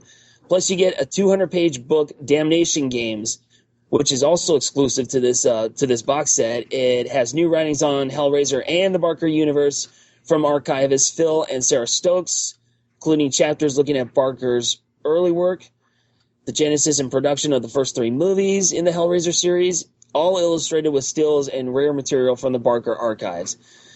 This is a massive, beautiful box set, and I can't wait to get my hands on this one finally. Yeah, since I haven't made the upgrade to...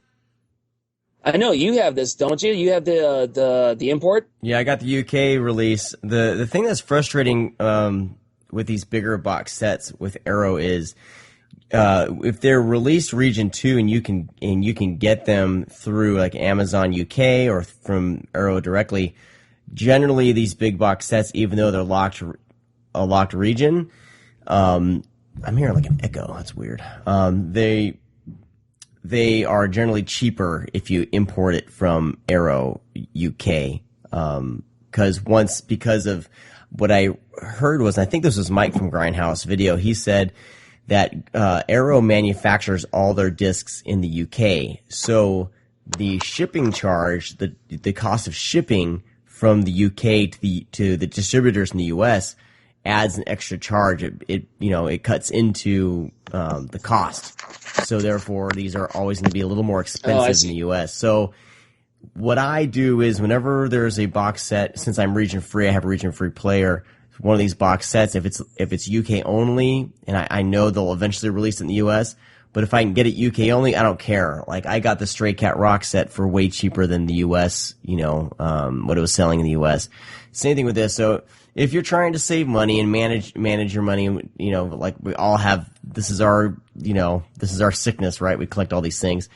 If you can get these box sets, even if they're region locked, they're from the Aero UK, you're going to save $30 to $40 easy. So that said, I think it's like $98. I mean, it is pricey, but they're probably going to release standalones like they did in the UK. If you want to wait and just want this, those releases, they will be cheaper, but believe me, this set is gorgeous, and so you are paying for some of the extras, the book, the sexiness of that box. So, weigh all those options, and there's ways to kind of hack buying Aero box sets the way that I described. So always keep that in mind. Little helpful tip. Of course. Especially this time of year when it's the holiday shopping season. Yeah, and this time of year is when a ton of amazing things get released on Blu-ray. Seriously, like for instance, our next one that we're going to be talking about is Dario Argento's Phenomena. Synapse is putting out a collector's edition steelbook, which is limited to 3,000 units. This is coming out pretty soon. It's coming out via Synapse, like I said before. I don't know why it went that direction, but it's coming out on November 15th. So it's pretty much less than a month. It's going to contain 2 Blu-rays, 1 CD soundtrack, and a collector's booklet and a collectible Blu-ray steelbook, of course. Let's see what the bonus features are going to be on this. Well, first of all, this thing has 3 different versions of the movie. You've got a 116-minute version. You've got a 110-minute version. And you're also going to be getting the U.S. version, the one known as Creepers, for the first time on Blu-ray. Yeah, the first time I saw Creepers was a burn, from Amazon. Someone was doing it was like burn, you're basically buying the burn disc, one of the studios was doing it, and that the first time I saw Phenomena was the Creepers cut. I have no memory of the Creepers version when I was a kid. So the first version I ever saw was the Argento version when, what was it? Yeah, Anchor Bay put it out in 2007, 2006. Okay. So that's the first time I ever saw that movie. And I love this movie. So this is definitely one I'm going to be picking up. I mean, I know it's, Synapse Blu-rays, the Steelbook Blu-rays are really, really expensive, but you get bang for the buck. I mean, you get the soundtrack. I mean, it's the original motion picture soundtrack containing the complete 16-track Goblin instrumental score for the movie, along with 4 tracks from Andy Sexgang and Simon Boswell. What else we got? We got a commentary track on the 110-minute version from Argento scholar and author Derek Botello, and film historian, journalist, and radio television commentator David Duval. You got 2 completely different sound mix options on the 110-minute version. Dario Argento's World of Horror. This is a documentary, a fascinating look at the early films of Argento, including Phenomena, Suspiria, Demons, Dawn of the Dead, Inferno, and many others. You got trailers. You got the Creepers trailer. Wow. Looks beautiful. I can't wait to own this one. Yeah, I mean, I guess after shipping, it's almost $46. I mean, yikes, but still. It's fully packed, so I'm really excited about it. Yeah, this one in Tenebrae, I was considered doing the Steelbook. I have the Tenebrae, I really wanted that just for the that documentary, so I'll be picking that just the standard. This one, I don't know. I don't know if they're still going to do a couple discs with the 2 different versions. I don't know what they would do for kind of the budget version. Tenebrae, they kept all the extra features and everything except for the soundtrack. So, and of course the steelbook, but, I already have the soundtrack on vinyl, so, kind of good there. Oh, nice. Beautiful, vinyl of it. But yeah, I'm gonna keep my eyes open for this because you can still they'll announce the cheaper version, and they're not gonna sell, this is 3,000 units. They're not gonna sell 3,000 of these. Like you still find Demons steelbooks. You can still find the Tenebrae steelbook, and then this one, and there's all the cheaper versions with all those. So, you don't have to just jump on these. I'm always thinking the budget, right? I'm always thinking, try to keep it cheap if you can. But yeah, I mean, if you can swing that $4 to $6, man, this thing is dead sexy. Mm-hmm. All right, so moving on, what else we got? All right, we know that Phantasm and Phantasm Ravager are out right now. You can watch them on demand, and actually Sci-Fi played Phantasm Remastered not too long ago. They were doing a marathon of Phantasm Remastered 3 and 4. They didn't do 2, which we'll get into in a minute. Yep. But we do have release dates for Phantasm Remastered and Phantasm Ravager, and that's going to be December 6th. And some of the bonus features that I have listed here for each one, the first movie is going to have a new 5.1 surround sound plus the original mono track. Thank goodness for that. Audio commentary with Don Coscarelli, the director, Michael Baldwin, Angus Scrimm, and Bill Thornbury. Graveyard Cards episode. Not sure what that's about. Yeah, interviews from 1970. I don't know. Should look into that. But you also get interviews with Don Coscarelli and Angus Scrimm from 1979. Plus, you get hopefully all of the deleted scenes that we saw on the DVD that Anchor Bay put out some years ago will be on this, because there's a lot of deleted scenes. They shot a lot of stuff for this movie. If they put everything in, it could have been a 3-hour movie, and that's including the stuff they integrated into Phantasm 4. For Phantasm Ravager, we've got an audio commentary with director David Hartman and writer-producer Don Coscarelli. A behind-the-scenes look, some deleted scenes. Funtasm, which is a collection of bloopers and outtakes, and we also got a trailer. And you can pre-order these via Diabolic DVD. So no word yet on when that box set is, except for the fact that the box set has been moved back to sometime next year. And I'm going to say that the reason for that is because they're still trying to figure out the rights to Phantasm 2, which I believe is still currently with Screen Factory. Yeah. Okay, so that's probably the reason why the box set is not coming out in time for Christmas, and it's probably the reason why Sci-Fi excluded that particular entry in the marathon they did a couple of weeks ago. Yeah, it's interesting because, Screen Factory put out a really nice, Blu-ray for Phantasm 2, and I'm wondering if they were trying to secure the rights for the rest of them and just got outbid. I always wonder what goes on behind the scenes there.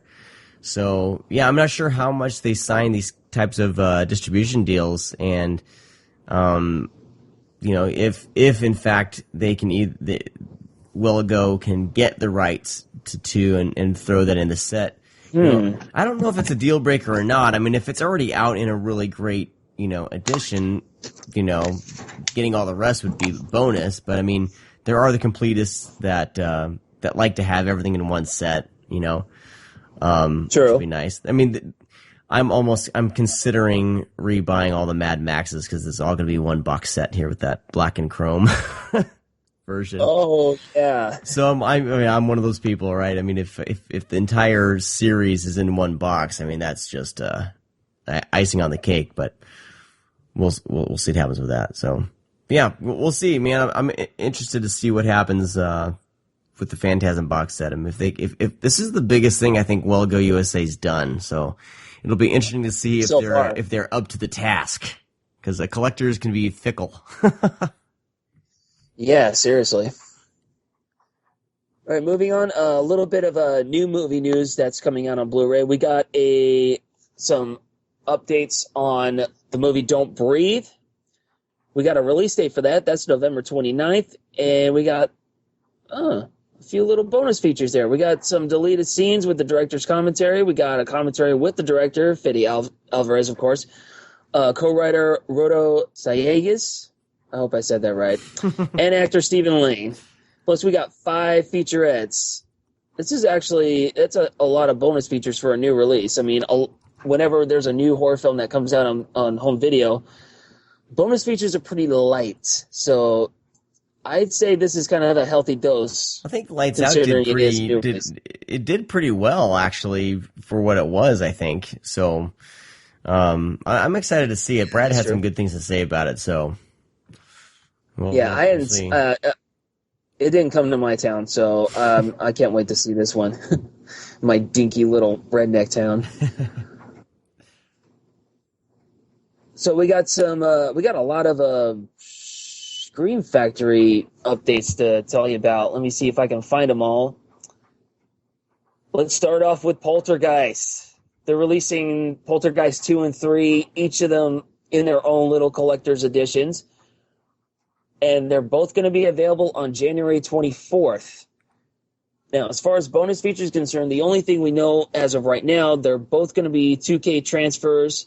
They're both going to get slipcovers and newly commissioned front-facing artwork from artist Justin Osborne, who did the artwork for Life Force, The Fog, Child's Play, and obviously they're going to be reversible. So, early word on Poltergeist. Or at least Poltergeist 2 and 3. Nice.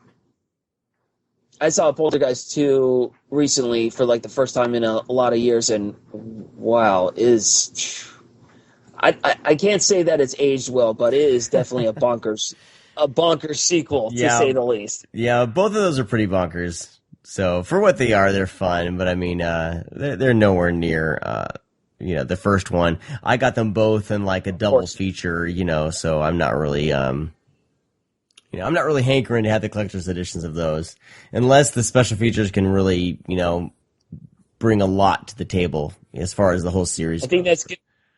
Yeah, I think that's going to be the deciding factor for a lot of people, especially 3. I want to know more about 3 more than I do want to know about 2. 3 is the one in the like high-rise type apartment building, right, or hotel or something. Yeah, it's the apartment complex. It's basically the Die Hard of the Poltergeist series, if you want to put it that way. Also, we got some news on David Cronenberg's Rabid. They're going to be putting that out. Scream Factory are going to be putting that out on November 22nd, and the special features for that include 2K scan from the negative at director David Cronenberg's preferred aspect ratio. New audio interview with author Jill C. Nelson. New Young and Rabid. It's an interview with actress Susan Roman. Audio commentary with writer-director David Cronenberg. Commentary with William Beard, the author of The Artist as Monster, the cinema of David Cronenberg. An archival interview with Cronenberg, which is always nice. Interview with executive producer Ivan Reitman. An interview with co-producer Don Carmody. From Stereo to Video, a video essay by Calum Vanstall, author of They Came From Within, a history of Canadian horror cinema. So this is definitely going to be sought after by the Cronenberg people, because Rabid is that one is a wild movie. Yeah, I have the Arrow release, so I've been meaning to break that open. This is definitely in need of a revisit for sure. Oh, well, of course. I mean, if you're going to have news about Rabid, of course there's going to be news about Dead Ringers. Mm-hmm. They're going to be putting that a week before Rabid. That one, Dead Ringers, is coming out November 15th, and it's going to be a 2-disc set. We got a high-definition transfer of the movie, a new audio commentary with writer William Beard, audio commentary with actor Jeremy Irons. Score one for Scream Factory. This, too, has a 2K scan at the director's preferred aspect ratio. Carrie Story, an interview with Heidi von Polesk. I hope I'm saying that right. Sorry. Apologies if I butcher it. We got a new interview with Stephen Lack. Connecting Tissues, an interview with special effects artist Gordon Smith. Double Vision, an interview with director of photography Peter Suchitsky. Vintage interviews with Jeremy Irons, Cronenberg, producer Mark Boyman, and co-writer Norman Snyder. A vintage behind-the-scenes featurette and the original trailer. And that slipcover looks... You want to talk about damn sexy. That is the new cover for Dead Ringers. Yeah, it's really good. So, moving right along, we've got an update from Jim Warnowski. He's working on a Blu-ray of the movie Hard to Die. Mm-hmm. It's his NC-17 straight-to-video movie. He just announced this on his Facebook page that he's hard at work on it. We don't have, a release date or anything like that. But he said he's hoping that this will be out at some point in 2017. And apparently, it uses some of the same actresses and plot points as the Sorority House Massacre series. So, is this Sorority House Massacre 3? Yeah, it's kind of considered that, yeah. Interesting. Mm-hmm. It's more of a riff on Die Hard, but yeah, it's technically I guess technically it would be a Sorority House Massacre 3. That is really weird. I gotta check this out then. I can't wait for it. Oh wow, it sounds nuts. And finally, we're gonna be taking a look at Vinegar Syndrome. Now, I haven't seen anything about the November package. I'm on their website right now, and I don't see anything in it. But we've got a look at some. Exactly, but well, why don't we take a look at what's coming a little bit sooner first? Okay, fine. And yeah, keep everyone in suspense. They're going to be putting out a Blu-ray DVD combo of the movie Death Machines, and it's going to be 4K from its original Techniscope camera negative, and the bonus features will include, it's going to be region-free on both formats, so that's good. Scan and restore in 4K, director introduction, video interview with actor Michael Chong, audio interview with actor Joshua Johnson, some trim, some outtakes, a reversible cover art. And I'm not seeing a release date for the November package, but oh yeah, here it is. It's going to be November 29th. So it's going to be at the end of the month, like all of their other monthly packages. Yeah. Next up, they're releasing a double feature Blu-ray DVD combo of the first and second sequels to Taboo. So yeah, this is porn. Moving on. I don't know. I still haven't seen Taboo, so I don't know much about the sequels. But they are going to be region free. They're going to be 2K restorations from 35mm Volt Elements. There's going to be a video interview with actor Blake Palmer. We've got the original theatrical trailer for number 2. We got Kay Parker's personal script for number 3 and reversible cover art. Okay, so now that we got that out of the way, let's get to our sneak peek at December.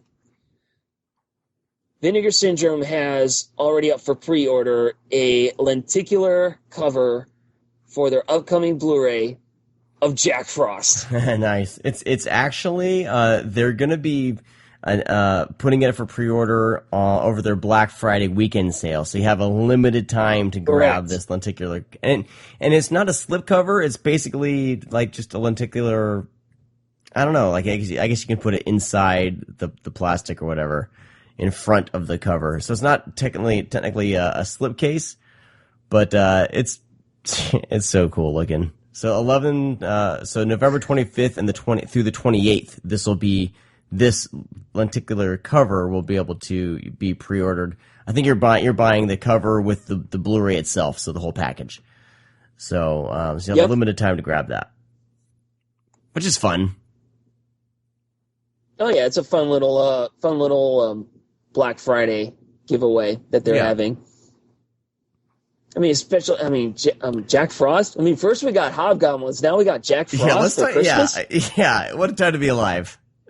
I love Jack Frost. It's such a goofy horror flick, and I've only seen this on like kind of crappy like DVD transfers, full frame, just crappy transfers. I can't believe we're gonna see this, in 1080p, like the proper aspect ratio and everything is gonna be, 2K scan. I mean, I never thought I'd see the day that I would see this, with this type of release. Man, it's pretty great. Yeah, pretty excited for it.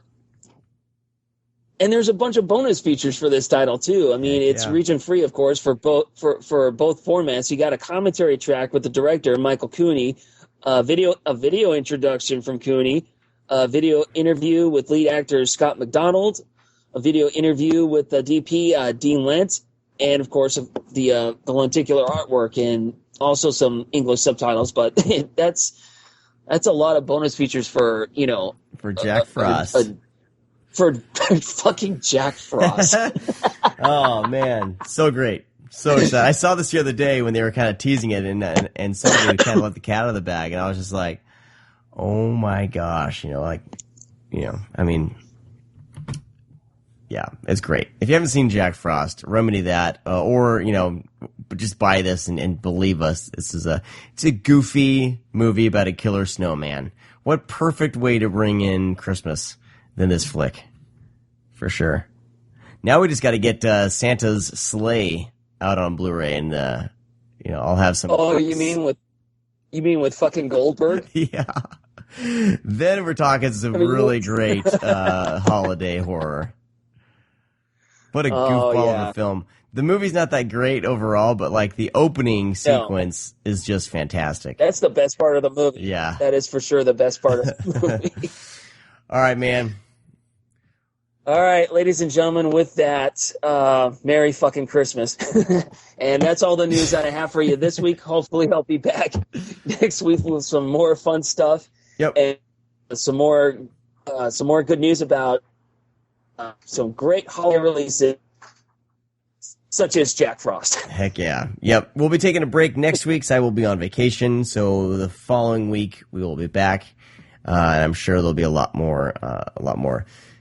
Before we get into this interview here, I do need to give a shout out. Brad and I were on the Horror Dork podcast with Anthony and Mr. Sir. We were just kind of randomly, it worked out that we were going to be guests on there, and Brad set it up. So pretty good guys, and worth checking out. I think they do. I don't know if they do it like every single night or something like that, but it was live, so it was a first for me to do something live. I'm used to, editing out all my freaking, tongue ties and mistakes and dead air. And they were having some technical difficulties. So me and Brad were just sitting there, and it's live, and we're just like, hello. And so we introduced the show. We said, welcome to Horror Dork with Sean and Brad. You're listening from the ScreamCast. But it was pretty fun. I was only on it for about an hour because I had to take care of parental stuff. But Brad stayed on for the whole 2-hour gig. So check that out. It's over at blogtalkradio.com/horrordork. If you want to hear that conversation, they kind of cover the whole. We talk movies, we talk how the podcast started, and all that kind of stuff. So, yeah, I think it's my first time guesting on a podcast. No, actually, it's not. I was on another podcast before. All right. So check that out, blogtalkradio.com/horrordork. You'll see it'll say Sean and Brad from the ScreamCast. All right, Josh, thanks so much, man. Good to talk to you. Talk to you next time. Yeah, it's good to talk to you again, and I'll see everybody when I see you.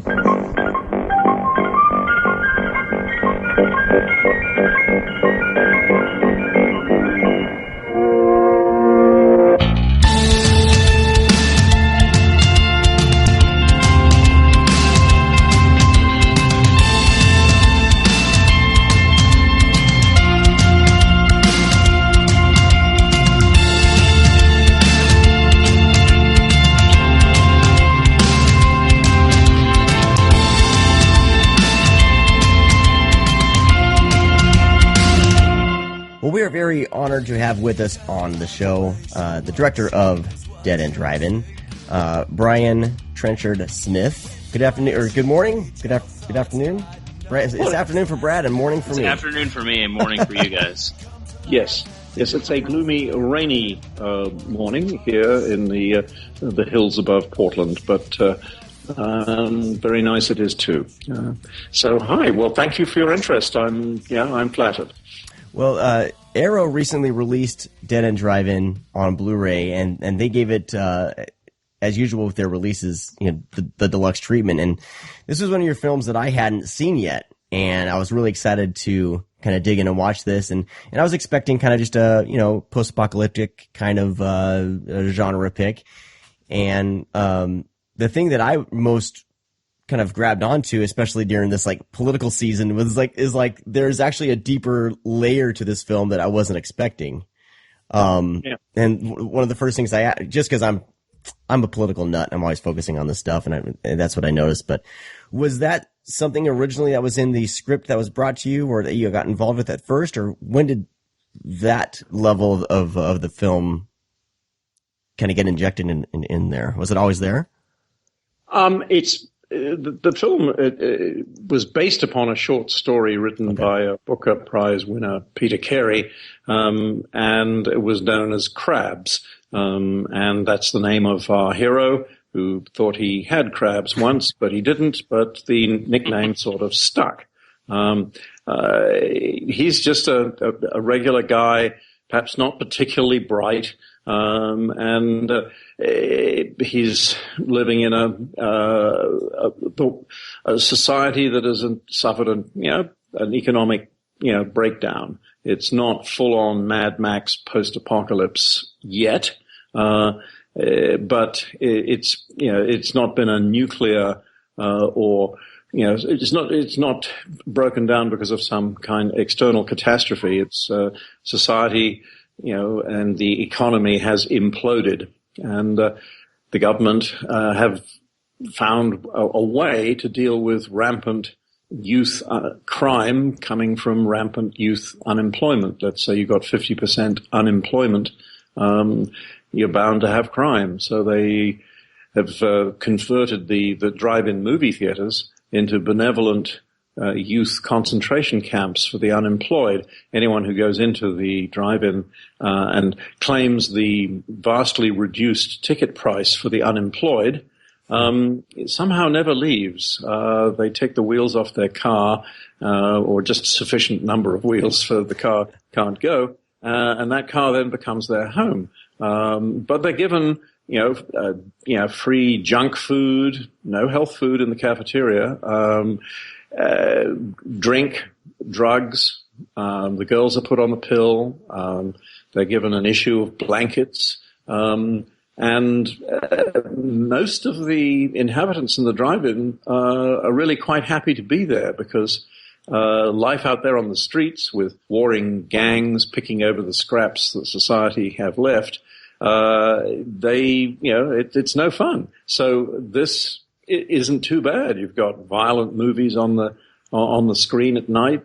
You've got music videos playing in the cafeteria. And you can pretty much do anything you like. So for most people, it's great. But it's certainly better than what they had. But for our hero, it was, he had a job. He had a life. He had, a mother that he lived at home with his mother and his big brother.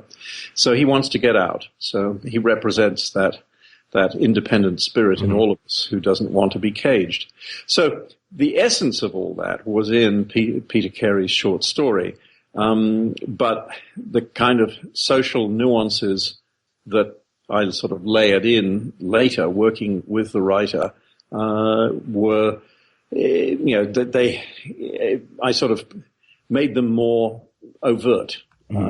Tends to be my way. I tend to be a little bit of the overt school of signposting, and so I just wanted to make a few things clear. I knew that there could be some issues with the audience because I was being socially critical of my target audience. This was intended as some kind of youth exploitation flick, and I just had fond memories of some of those youth exploitation flicks of the late 60s and early 70s. I mean, take a film like Wild in the Streets, for instance. That had a strong social message. And, you know, in that one, the old people were being put into old persons' concentration camps, and they were all given heavy drugs, and they all walked around like zombies. You know, anyone over 30 was considered to be old. So there was an interesting riff on, you know, ageism gone crazy in that film, way ahead of its time. So there were a number of, let's say, Roger Corman-esque exploitation films of the late 60s and early 70s that had social issues at their core. But the audience, you know, had the pill was sugared for them by the sort of stuff that drive-in audiences would go and see. And then, you know, you can go back even further to the early 50s and the monster pictures and the alien invasion pictures, all represented a fear of nuclear war. Mm-hmm. Being manifested in various different metaphors. So I think it's important to try and have an issue at the core of a film like this. Probably the least popular issue was the issue of racism. Mm-hmm. And I mean, you look at what's happening in America today and how immigrants and the others mm-hmm. are being blamed for the country's woes by, a populist demagogue. And people, have knee-jerk responses to what they perceive as their own unjust deprivation. So, I did sort of ramp up the issue of, who, would feel that they are more deserving of the handout that the drive-in represents, and how they feel threatened by people of a different color and a different culture coming into their drive-in. Right. This is for white people. There are too bloody many of them. And there's, many of those sentiments are expressed. So I thought that you have to look at what happens when so the social norms are suddenly overturned, and how people can react in a very primitive way, and it becomes tribal. Right. And we're seeing, frankly, we're seeing a bit of that today. Well, that's the part that was the part of the film that was really like poignant to me, because I'm thinking like when this movie was released back in was it the late 80s? It was released. I shot it in 85. Okay. It was released in 86. At Christmas. It was Christmas 85 in Australia, and then it was released by New World in 86. Well, what was interesting to me was like back then this seemed a little more ramped up, but today it was like I feel like we've just gone through this like this past year, that type of fear, just in the populace right now. Do you feel that way, or is this something that's that you were seeing even at the time when you were filming this? Well, I wanted the racial component to be there because of what I witnessed as the reaction to the Vietnamese boat people. Okay. Coming to Australia, trying to in large numbers, and being, having a much more compassionate response from the Australian government at the time, which was a Labour government initially, and I think there were people in Australia who felt a sense of guilt about participating in the Vietnam War at the request of America, and felt that it was an immoral war, and so there was in the political climate, I think, a the 70s, a will to do something to help, the wreckage that war had cost.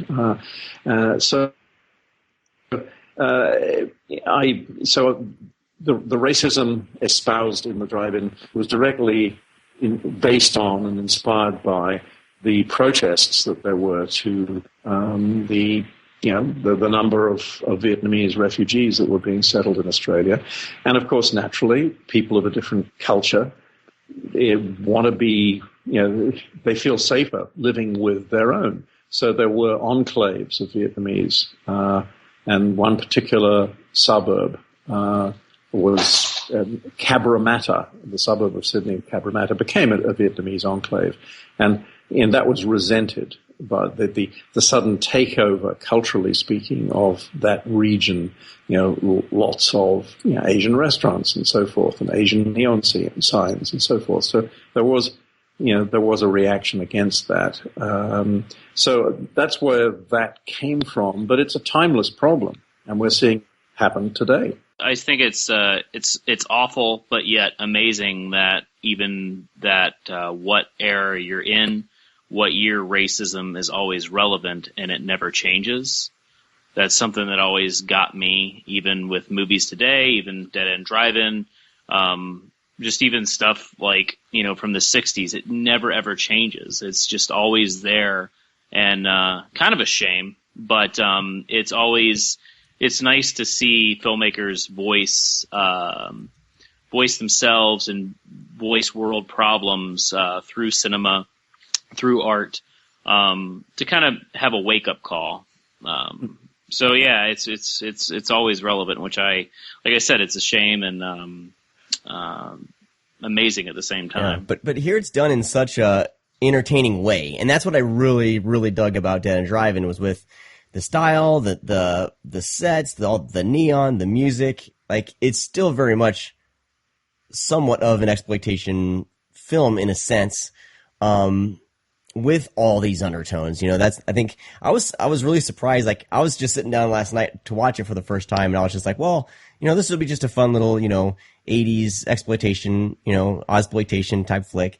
And, all this caught me off guard, and I couldn't take my eyes off it. I loved it. And, but I understand the reaction back when it came out in the theaters was a little bit different. Did the audience feel kind of bait and switched, or what was the reaction?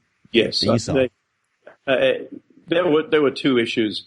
Initially, the somewhat conservative distributor who had agreed to take it on in pre-production, and thought that it would be just a harmless youth flick, they hated it.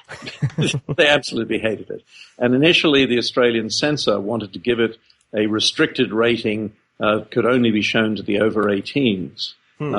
We appealed, and we were able, without having to make any cuts, because there's nothing really offensive in the visuals. The violence isn't excessive. The brief moment of sex and nudity is well within the bounds that were allowed at that time for what was in Australia an M rating. Sure, but no restriction on entry. And it boiled down to the fact that the negative values that we were castigating, I suppose, in the film, they felt it would encourage those negative values. It showed youth just having one long party in the drive-in with drink and drugs and they kind of misunderstood the whole point. But we were able to get an unrestricted rating on it, but the distributor hated it, and I think that must have communicated itself to the media. And at that point in Australian cinema, I think the media was beginning was turning against, let's say, very obviously foreign-influenced commercial movies. I mean, this was perceived as just a sort of Australianization of a piece of American nonsense. and critics and media personalities looking to advance their profile wanted to take the high road and say, we should be making films about the positive aspects of our culture or our history, etc. So it got pretty much uniformly bad reviews, which I think people were very unfair. I think to Ned Manning, who played the young lad, and I think he played him very well. Yeah. He was a very recognizable type, so it was if it was praised, it was damned with faint praise. Other critics said, well, we were expecting lots more action. Where's the action? But of course that was not really what the film was about. It's a mood piece, and with sudden bursts of action, and particularly the finale and the amazing truck junk stunt. So the distributor in Sydney opened the picture in a multiplex that was still under construction, and people I knew had difficulty finding which screen it was on. There was scaffolding around the side of the theater. That didn't help. So it was considered to be justifiably a commercial failure, and swiftly went to video. In those days, there had to be a sort of one year holdback to protect the theaters and drive-ins. But the drive-ins were virtually dead by then. I mean, we used an abandoned drive-in. However, when the film was bought by New World, they saw more in it than let's say the Australian distributor did. We got an excellent review from Variety, a very good review from Hollywood Reporter, and a fantastic review by Michael Wilmington of the LA Times. I think he's shifted papers now, but he's in Chicago. But he really got it, and that caused people to not to see it so much in the theaters, because it was basically bought to be a filler that would have get some visibility through a very fast theatrical release. But the big money was going to be in the VHS release in 1986, which I think the direct to video, that was a boom market in those days. And if you had been released theatrically on top of that helped your profile in the video shops. So it was from that it built its following, which has resulted in Arrow, doing this Blu-ray. No one in Australia wanted to do a Blu-ray. Huh. Even still this day? It's out there on DVD. I mean, after the VHS, when everything got up-resed to DVD, right. But it was just a throwaway. But by then, let's say the younger media, pundits were beginning to get it, and it was beginning to get online in the early 2000s. A bit more of respect. And then when it featured in Mark Hartley's wonderful documentary, Not Quite Hollywood. Have you ever seen Not Quite Hollywood? Oh, it's fantastic. Yeah, and that's when I actually love it. That's when I actually first had heard about this film, was through that documentary. I've been slowly kind of tracking down a lot of those films. It's a great documentary. I think Quentin Tarantino had seen it when he was working in a video shop in Manhattan Beach, and he had seen a lot of my films that had come, ended up in the VHS sections, and he remembered it. So when he was interviewed for Dead End for Not Quite Hollywood, he certainly really praised it, which was nice. So it's built its following, and but no one. I am sure now someone will try and will offer to license the Blu-ray from Arrow and release it in Australia because the work has been done, and it's cheaper now to license it than to have to start from scratch. And certainly, I have another Blu-ray coming out on October the 25th. And that is The Man from Hong Kong. Yeah. Have you ever seen The Man from Hong Kong? Yeah, I've seen pretty much, I think, every one of your feature films. The only things that I'm probably slacking in are some of your earlier documentaries. Man from Hong Kong is Blu-ray. And then there are other early works of mine, which date from 1973 through to 78. My first independent film when I left Channel 9 Australia and went independent, formed my own company. I made a 50-minute TV special called The Stuntmen, which was where I first recruited and Grant Page, and then managed his career, his stunt career for the next 5 years. So the Stuntmen is there, Kung Fu Killers is there, which is a dramatized documentary about how Grant went to Hong Kong to see who would succeed Bruce Lee. And incidentally, we were told, the name Jackie Chan came up. But people said, no, his first film was a failure. He's never going to make it.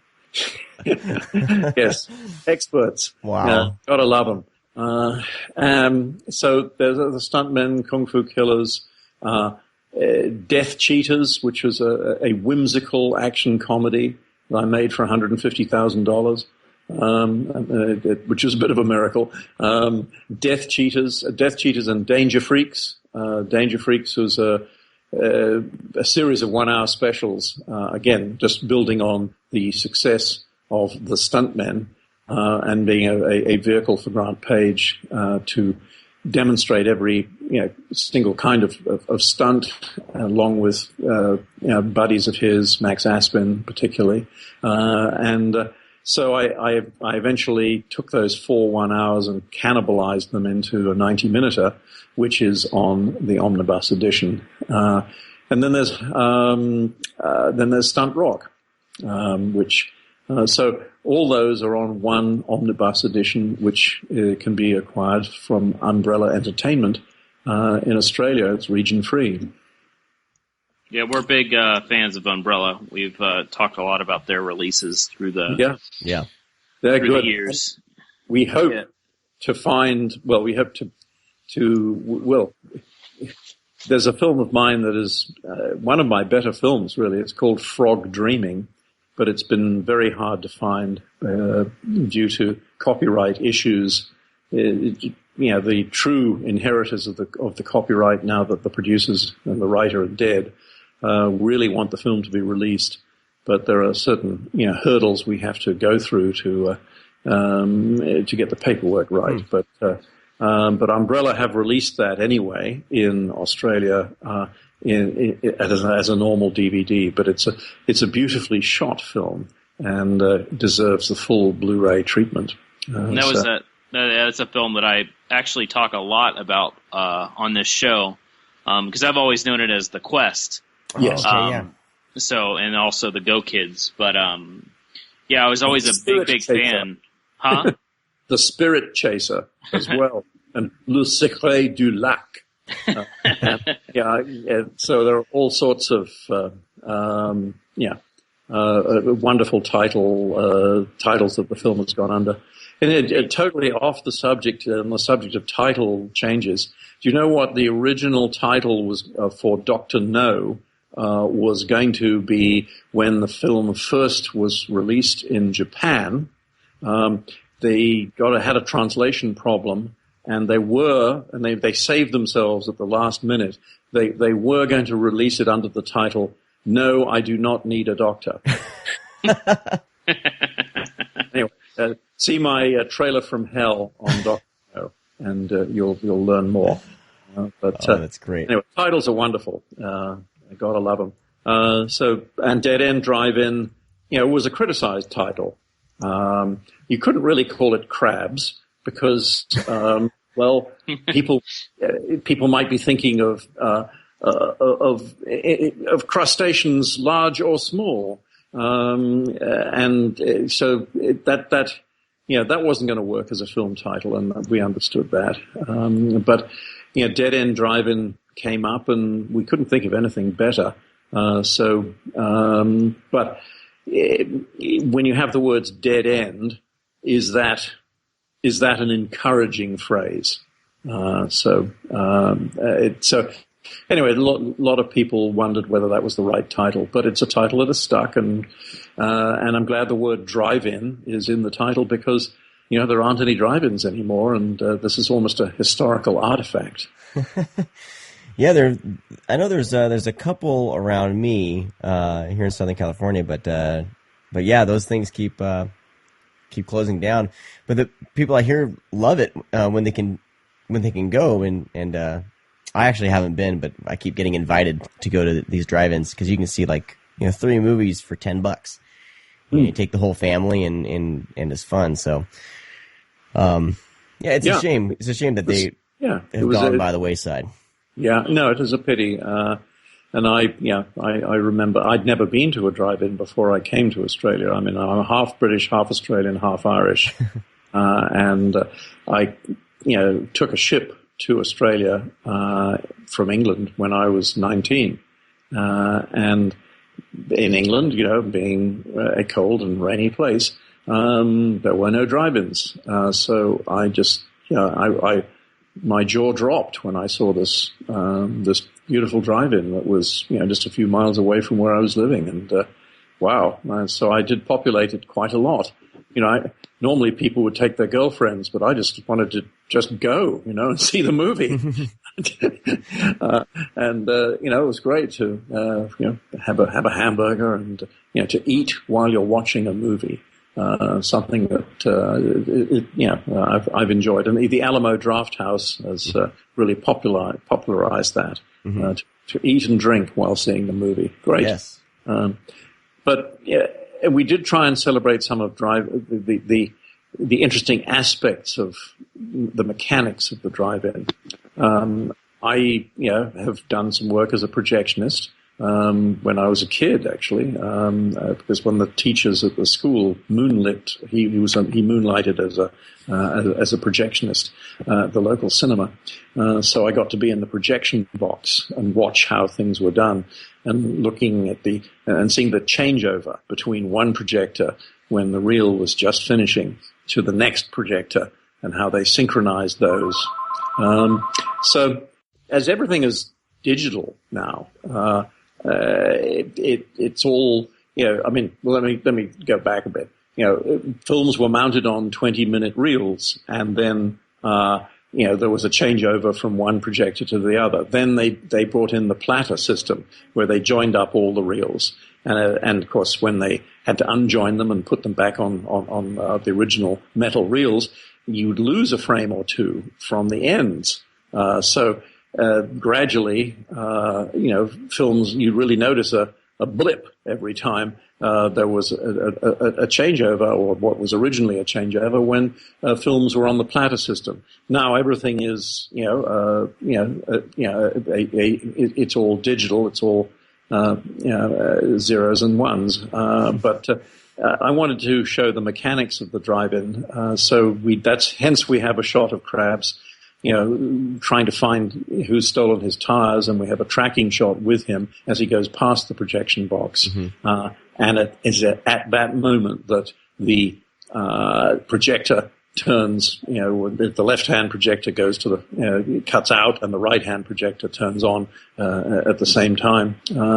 And this was all done by little cue marks made on the film that the projectionist had to watch and make the switch exactly when he saw the second cue mark. Anyway, it was little bits of geeky trivia like that I wanted preserved and so that people knew what the technology was of the day. Because there's a whole generation now that would have no idea.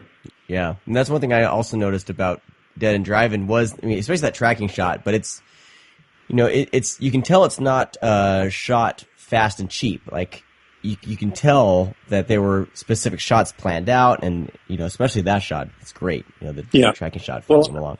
I tend to shot list the entire film before I start. I may not stick to that shot list, but I like to have the architect's blueprint in my mind, and I'd like everyone to know more or less what we're going to do. Oh, we're going to do 15 shots before lunch. Interesting. Okay.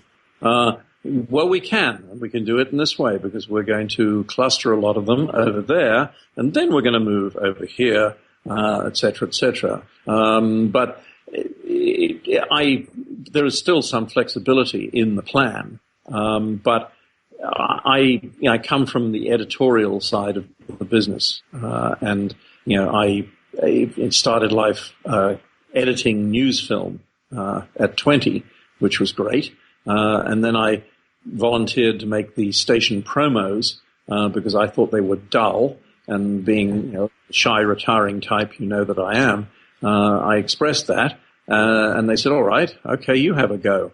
So I did, and naturally I concentrated on sex and violence, and helped sort of lift the ratings on some of these shows. I launched for Channel 9 Australia the original season of Star Trek, which, you know, naturally I packed the promo with violence and special effects. Right.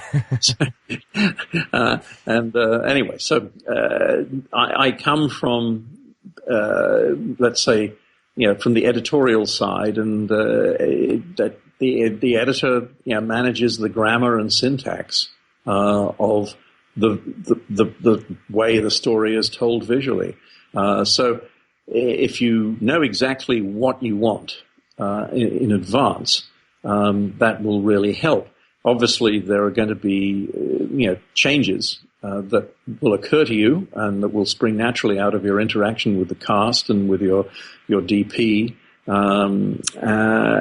But it's important to have, you know, a plan, and then you can use time most efficiently. We had 35 days, split day nights. I wanted a constant late afternoon light to be playing in the daylight scenes, regardless of whatever time of day they were. So we'd often start at 3 in the afternoon and go till 3 or 4 in the morning, sometimes till dawn at 5. That, you know, the dawn, incidentally, had to be very carefully timed. And the big truck jump stunt was to take place at dawn so that we could see it better. So we actually shot the build-up to it, you know, before dawn or at dawn, and the actual jump itself at sundown. So that's, you know, there was a good deal of planning that went into it, and the whole film cost 2.5 million Australian dollars. Wow. Now, that's something I want to ask you. With a lot of your films, there's they're very contained, but they're very big. Like, you make what looks like huge budget movies, but obviously most of your films you're on a budget. And with as a filmmaker, you said that you do your shot list, which, you know, answers part of that question to, you know, cut down on time and money. But what comes first with you when heading a project? You know, as far as trying to budget it out, or do you budget around the script as you're writing? Because, you know, as a filmmaker, as yourself, everything from like Turkey Shoot to Dead End Drive-In to, you know, even stuff like, you know, your latest Drive Hard, you know, obviously these are all on a budget. So what comes first with you? Well, generally, you know the budget range that you're going to be operating in.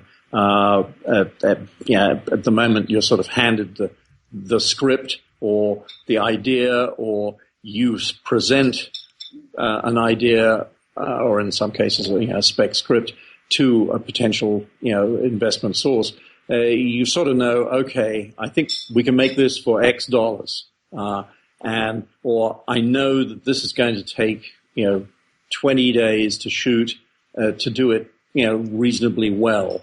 And what I've found, of course, is that then they say, well, we can only afford 18.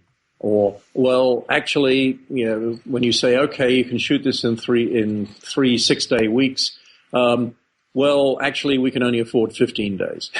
So, anyway, so that is, then I have to, be really clever about still maintaining the production value of the piece. But generally, you sort of, know the parameters within which, you're working. So first thing is to streamline the story or the number of scenes or the number of locations to what you think you can achieve in the given number of shooting days. Drive Hard, for instance, had to be shot in 18 days, but they had to be 18 10-hour days. In Australia, you work 10-hour days. The overtime is just punitive. So it's you got 10 hours, with a half plus a half hour for lunch. So that was quite difficult, let's say. But what made Drive Hard look bigger than its budget, was the choice of locations. And the same goes for, really every film I've done. This once I've got the storyline down into what I feel is a manageable form for the number of shooting days it will probably get. Then I look for the highest production value, locations that I can find. So I like vistas. Because I grew up on widescreen cinema, and I was going to movies in the middle 50s and experiencing the joys of CinemaScope and 70 millimeter. So I'm afraid I have a 70 millimeter brain. Mm-hmm. It just sees things in that aspect ratio. So I'm looking. If you've got a dialogue scene between two people in an office, well, they shouldn't be sitting across a desk from each other. Perhaps there's a reason why they can be walking the corridors, or they can walk out for a private conversation onto a balcony with a vista of the beachfront below them.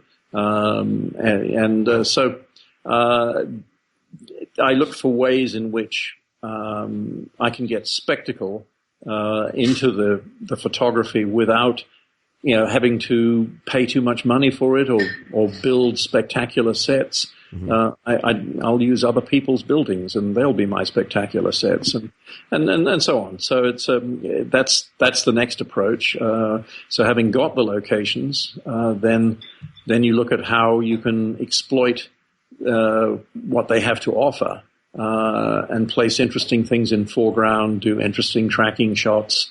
I love tracking shots. I love camera movement. And it just, it is cinema. And so even if I'm making a really low budget television piece, I want to make it cinematic. It's good to know. I wish other filmmakers took those notes. That's the reason why I asked, because we have such, big and grand, big budget films, but sometimes they're visually boring. It might be a decent movie, but they're visually boring. At least with your films, even some of your lower budget films, like you said, some of your TV movies, they're at least nice to look at. You always have something going on in your films, and I just, I always see that it's inspired, because you look at other directors, other filmmakers, you're always mentioned, which I think is very honorable and awesome. Of course, Tarantino praises you constantly, and even homages some of your films in his films. And how does that make you feel deep down, just as far as a fanboy, or just how does that touch your heart when you see filmmakers do that or say those things? Well, it does touch my heart. I think vanity has to play a part in any filmmakers' psychological makeup, because this is a business that is 90% rejection. So it's you have to be it's very gratifying when your peer group recognize you. And when Joe Dante invited me to join the band that do Trailers from Hell, that was very flattering. And Quentin's praise for various films of mine in Not Quite Hollywood and other statements he's made when he's introduced pictures, that is very gratifying, because I feel these are people who really understand what it takes to make a film on slender resources. But there's imagination doesn't necessarily have to cost money. Problems can be solved. Logistical problems can be solved without throwing money at, or not without throwing a vast amount of money at them. So, I am gratified when people get me and when they get my sense of humor, because most of my films, my early films, have a kind of wry undertone.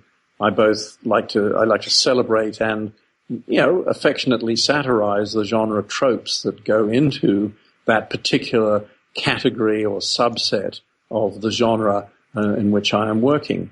So there's a strong, black comedy vein in an otherwise, reasonably serious film about Vietnam, The Siege of Firebase Gloria. I found, Lee Ermey's sense of his inherent sense of humor when I met him to be, very engaging and entertaining. So I encouraged him to bring that out and improvise upon the existing written dialogue. And so, it was in its way also a bit of a groundbreaking Vietnam film that spoke to veterans and their experience certainly in the Tet Offensive. So I was able to bring a vein of humor to, a dark subject, that I think made it more effective. Mm-hmm. So, though there are, people who only see my films as just Ozploitation, but there's a vein of humor that I try to bring to these pieces as well. So that is gratifying when people recognize that. And I have recently turned to writing a novel, which you may or may not be aware of. Anyway, here it is.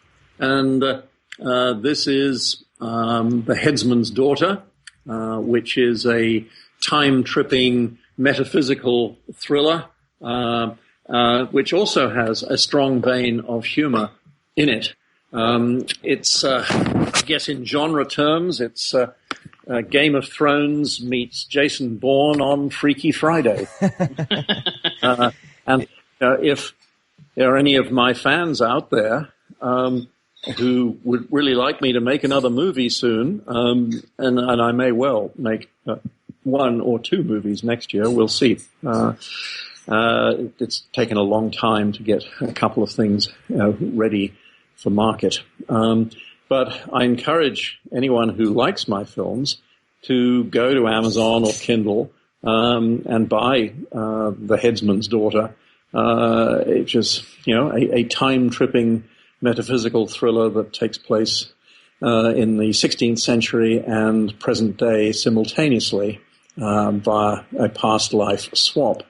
And it's a ripping yarn that is, very evocative of, let's say, the pacey action thrillers that I have made, where, with every couple of pages, you've got a cliffhanger and you've got in about 4 different parts of the book, you have a jaw-dropping twist.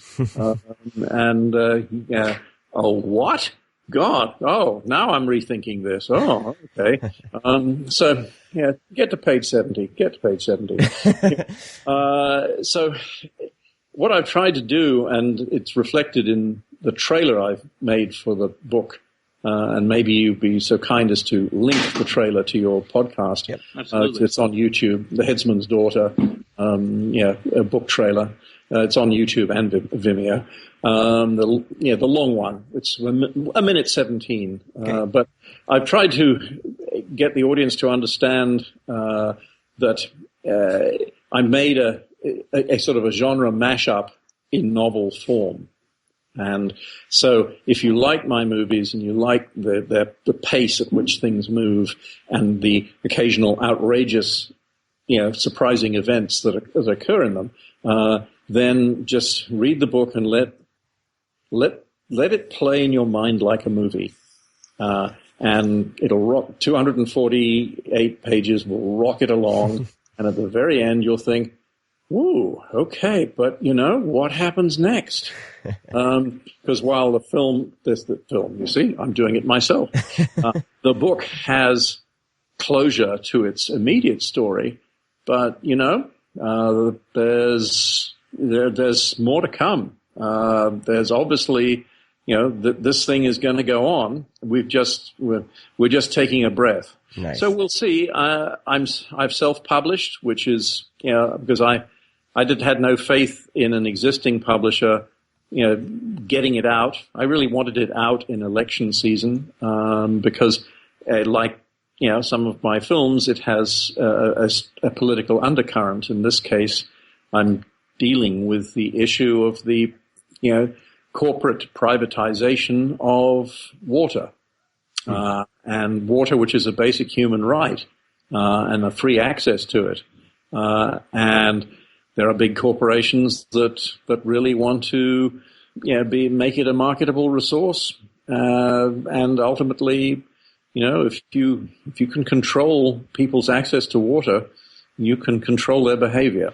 Right. So there is a vein of politics running and progressive issues running under the book, but on the surface, like my exploitation films, it's a rip-roaring, a ripping yarn that goes from one roller coaster ride to the next. Nice. Yeah, well, definitely. I just did a live purchase, so there you go. Wow! Now you're talking. Okay. I love your picture on here on the book. Do you fence? Yes. I've been fencing since I was 13. Nice. I captained the school team. I do all three weapons, but yes, frankly, given the fact that I'm now 104, in Hollywood years, I actually, I'm pretty good for an old dog, and I frequently find myself fencing against an opponent who is younger, particularly in épée, and after maybe 30 points or so, or 30 hits. Can we take a break? So okay, fine. Anyway, so I do like fighting. Nice. With a sword. There's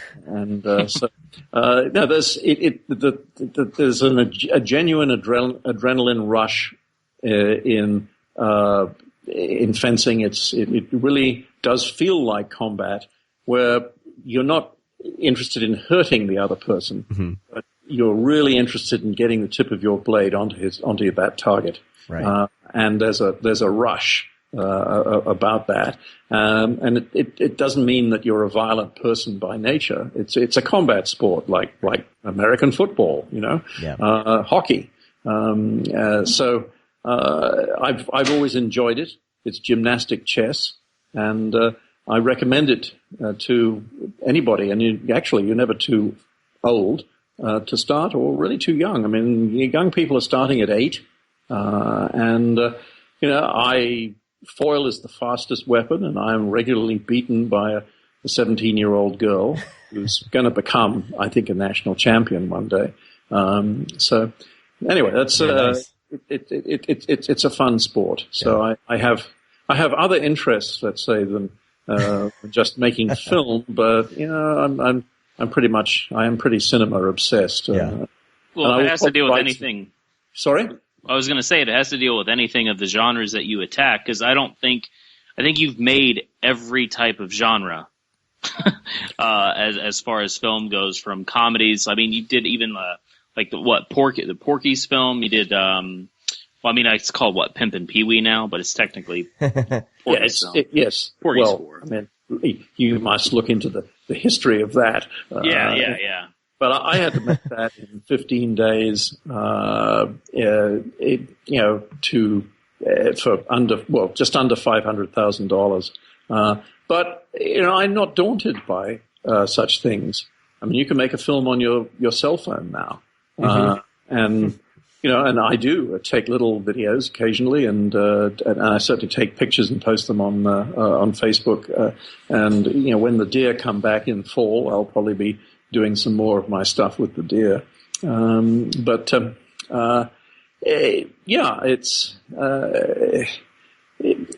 think it's important to have a little bit of a life outside of cinema, but somehow, wherever I go, I always see a good location. Go for a walk down the street, and I think, ooh, that would look good from over here. Yeah, okay, well, you could have two people walking up and they could talk, and then you could just track with them, and you open up another whole vista over there. Oh, that could be good. I'm a sick puppy, but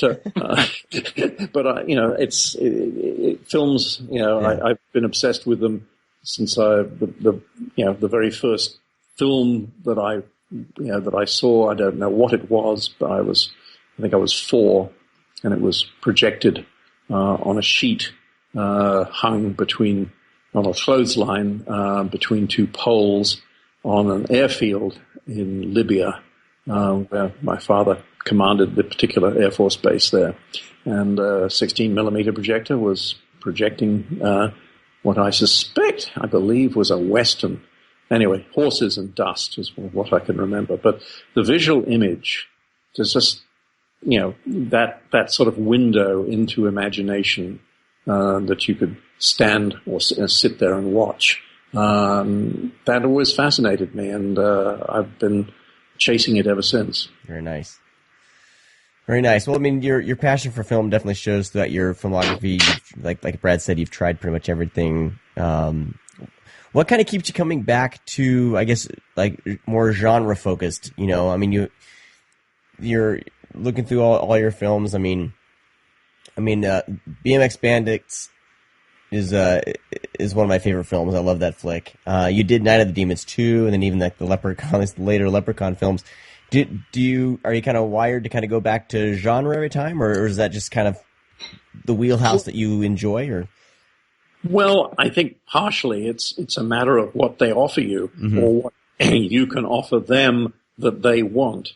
I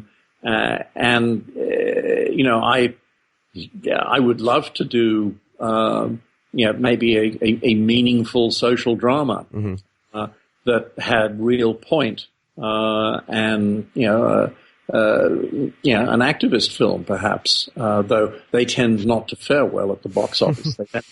They tend to appeal only to the converted and not the unconverted.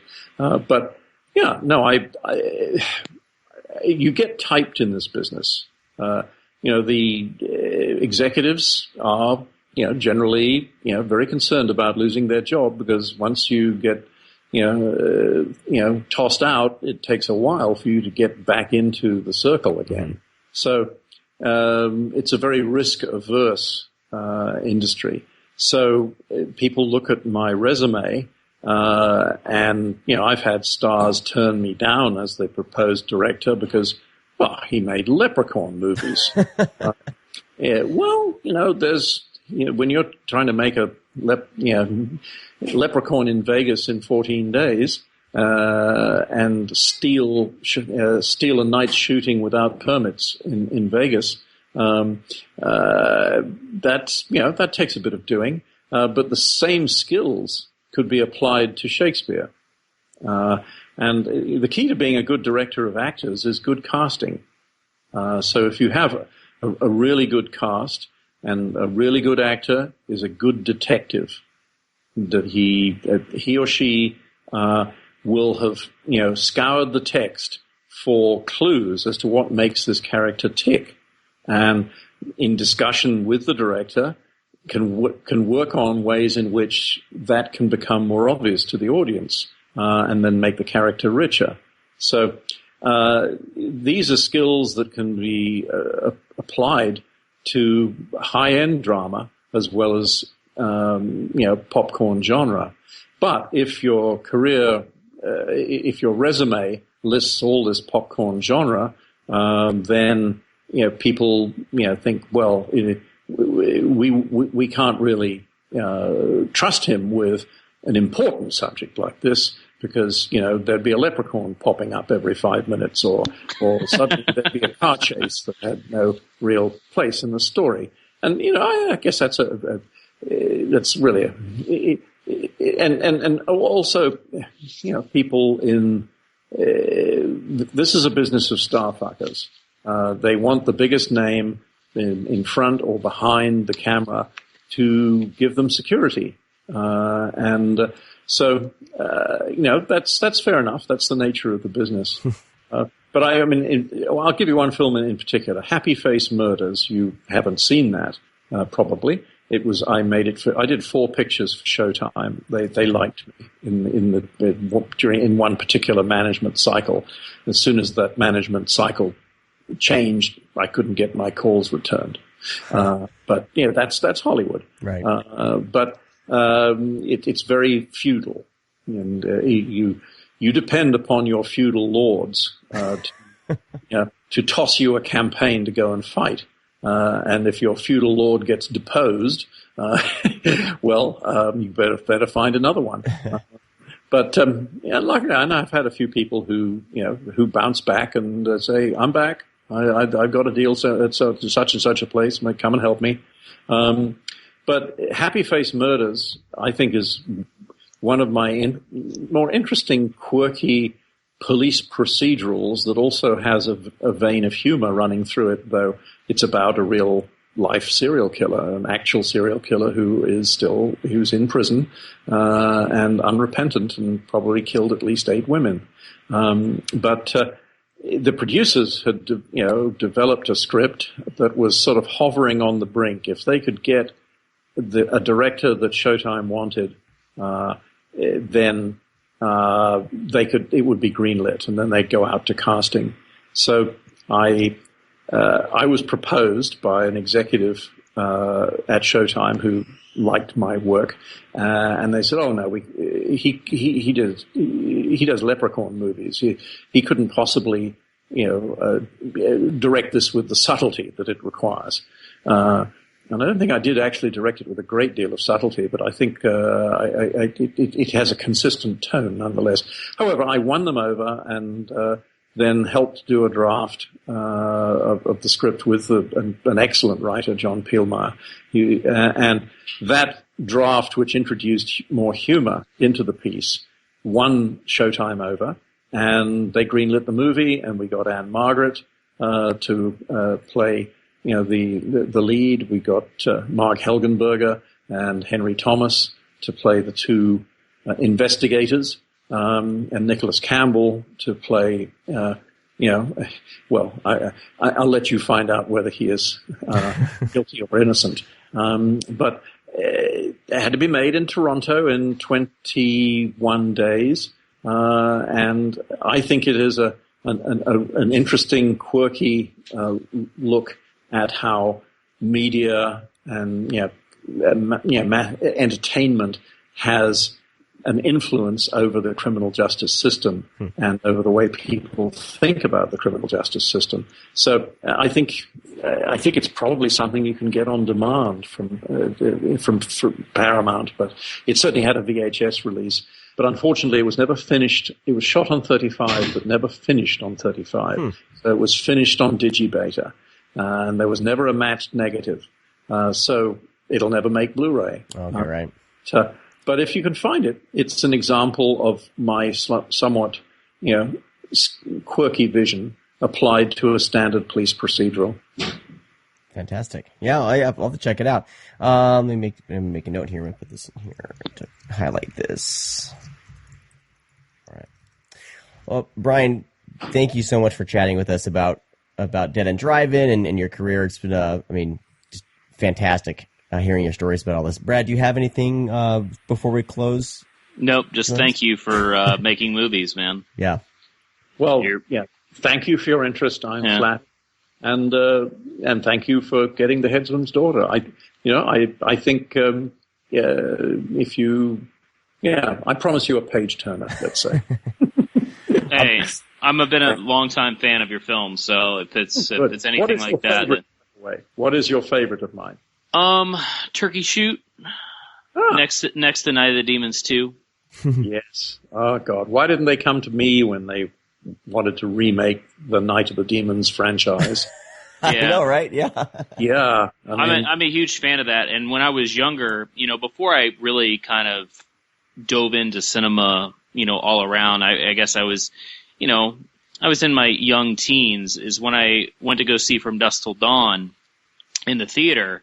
And when I saw that sequence where they're gearing up in the strip bar, and then they had the Super Soaker, I was like, son of a bitch. They ripped that off, but then growing up, I was like, oh no, that's totally what Tarantino does. He loves to show that, hey, this inspired me. And, having that connection in those two movies and, From Dusk Till Dawn also being one of my favorite movies of all time. Like, it's just, they go hand in hand and it's a beautiful thing. But yeah, I would say Turkey Shoot is my favorite, by far. Yeah, it has a kind of in-your-face outrageousness, and that's motivated by a lack of money. There was a sudden budget shortfall, shall we say, a couple of weeks before the shoot, and not all the money turned up. But there were a lot of contractual obligations financially to, as we say, above the line. So the shortfall had to come out of the below the line, and suddenly a 40-day shoot had to go down to 28. Oh, wow. And a 94-page script had to have basically 12 pages torn out of it. The whole 15-page 1984 sequence in which the lead characters were captured had to go, and we had to start at the prison camp. So I had this film tested my editorial skill, let's say, because I had to find ways in which to layer in that backstory as we were shooting, and the brief scene where I'm clubbing Steve Railsback over the head in his flashback, and where Olivia Hussey is wrongly accused of being a sympathizer and arrested by our stunt coordinator because I had to use available people, and how do I get a sense of the future outside of the camp? Well, God, okay, I'll put it in a jewelry shop and shoot it real tight. All of those scenes had to be shot in the last 4 hours of our 28th day. Wow. Just to provide a little bit of backstory. And then I came up with the idea of doing an opening title full of news film of riots and the violent suppression of protest. And I'm quite proud of the way I designed that multi-panel split screen sequence. I always liked multiple panel films like Mad Dogs and Englishmen, that took 16 millimeter and doubled images and so forth, and so that title helped. But the final challenge was, how do I blow up the prison camp? We'd committed ourselves to the explosions. We didn't have as many huts to blow up as we originally wanted. We could certainly blow it up, but what was going to blow it up? Because no longer are we going to get a whole bunch of helicopters strafing and bombing and doing a bit of a Vietnam thing. But I scoured the woods, so to speak, for 35 millimeter stock footage, and found it in a government, a Royal Australian Air Force documentary about the Mirage jets that they had just bought. And there's a horrible mixture of periods throughout this film. You look, some of the rebels are firing, World War II German Schmeisers. But you get what you pay for to a certain extent. So I think it was more important they be firing, that everybody had guns rather than everybody had maybe authentic guns. But anyway, so I found this footage and was able to, without harming the quality, bump it up to the CinemaScope format and cut it in, and it works quite well, and it's also was quite effective in the trailer in making the film look bigger than it really was. So that was 28 10-hour days. Nice. Oh man, awesome. Well, like I said, Brian, thank you so much for chatting with us. There's so much more we could talk about. We should have to have you on again. I think when was that Kung Fu? Man from Hong Kong. Man from Hong Kong. You can pre-order incidentally, but it goes on official release on October the 25th. Okay. Well, we'll have to grab that, and we'd love to talk to you about that film. I mean, I have all these other movies that I want to chat with you about, but we'll cut it for now. We'll give everyone a little, they'll have to wait for another time.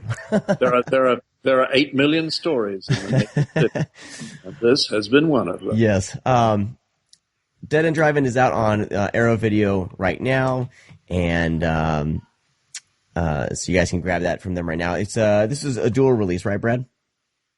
No, this is just Blu-ray, right? Oh, this is just a U.S. release, right? No, it's a UK. Oh no! I thought you meant Blu-ray DVD. No, Blu-ray. Yeah. No, just a Blu-ray release. But was it a dual? Was it UK? Yeah, it was US and UK. Okay, yeah. Fantastic. So Arrow are a UK-based company. Yeah, I really applaud them. They went to a great deal of trouble. They put a lot into cleaning up the original interpositive.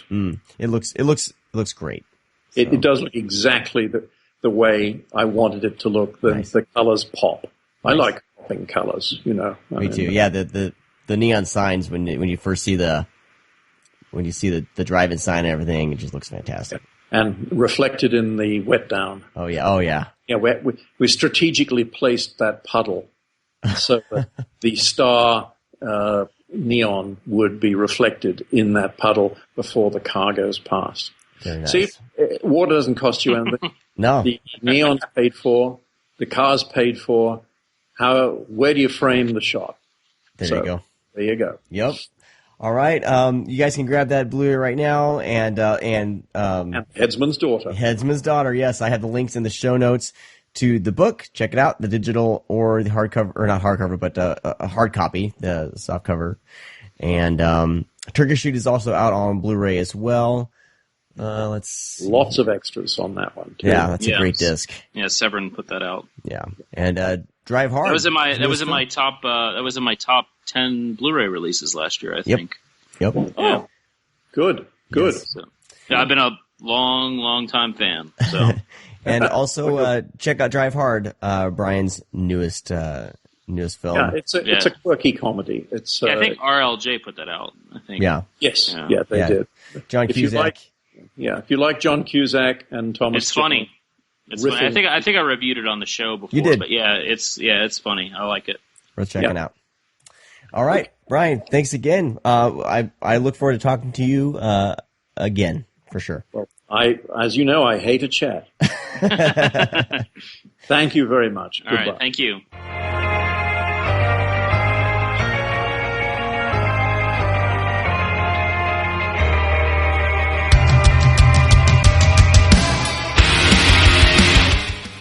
All right, man. Well, that's gonna do it for this week's show. We got some bullshit to plug though. Oh God, yes, please. We got these enamel pins that we've created, and the pre-order is Omar's created. Omar's created, and we're don't take all the credit, Sean. I haven't done shit. I put these up on the website. But we got two of them. We got Bloody Ballet, which is of course a riff on the Dario Argento film Suspiria, and we got Oily O'Bannon, which is a riff on Return of the Living Dead, crossed with Garbage Pail Kids. So they're both available for $10 each. The pre-order is up. $10 shipped. These should be arriving soon and shipping. The Oily O'Bannon should be coming in very soon. I should be getting it. Today is Monday, the 17th? Yeah. I should be getting them on Wednesday or today. So next 3 days. Yeah. So by the time you hear this, hopefully we'll start shipping them out. You never know these things. They may not ship on the exact day that we said, but we're going to be getting these out we'll get there very soon. And I'm totally excited to have these myself. But grab those. They're only $10 each. Of course, there's a little added charge if you're international, so outside the U.S. But we will work it out with you because we're not going to take we're charging $8. Yeah, I mean we had to do an estimate, so we'll definitely be fair, and we'll combine pins if you want more to try As to. As I said, if you're ordering and you want these both, make sure you order them both together because it'll charge you only $8 for shipping, and make sure you order them together. I think I put that up on the site. I should say that. So that's over there at thescreamcast.com. Of course, other ways you can help the show is to check out our sponsors, grindhousevideo.com. Of course, I always check them first before I go anywhere else. Cheaper than Amazon. Yep, most of the time. Yep. Vinegar Syndrome, of course, check them out, and of course, there is Horror Pack and Coffee Shop of Horrors. You can get 10% off if you use the coupon code ScreamCast. And GLP Pins, Get Lapel Pins, who is the makers of our pins. Yes. So, yep. Also, buy from them. Music. Great customer service. Yes. Cheap prices and a friendly smile. Artwork design by Kevin Spencer. Music for the podcast, the opening and closing by Wolfman of Mars. Music that you've heard between the segments is from a band called Switchblade Saturdays. Oh my God, are you playing music again? Make sure you check them out. All listeners are gone. A good friend of mine, Zari, way back in the day, it's his band. They have an EP out right now. It's pretty damn good. So check them out. SwitchbladeSaturdays.com. I'll put the link in the show notes. That is going to do it for this week's show. How about Coffee Shop of Horrors? I did it already. Oh, okay. You weren't paying attention. Sometimes I drift in and out. Sorry. Of course, follow us on social media. The links are over at thescreamcast.com. Our Twitter, Facebook, YouTube, all that shit. We'll talk to all you guys next week. Thank you for listening. I had a really good time. Oh, by the way, no show next week. I'm on vacation. So we'll be picking up after that when I get back. When do you go on vacation? Next week. Like next week? Like when this show is posted, I will be heading to Northern California. We're going to record one in the meantime. Watch this. All right. Thank you guys for listening. We'll talk to you again soon. Bye-bye. All right. Bye. Oh, don't tell me you're leaving. The party's just begun.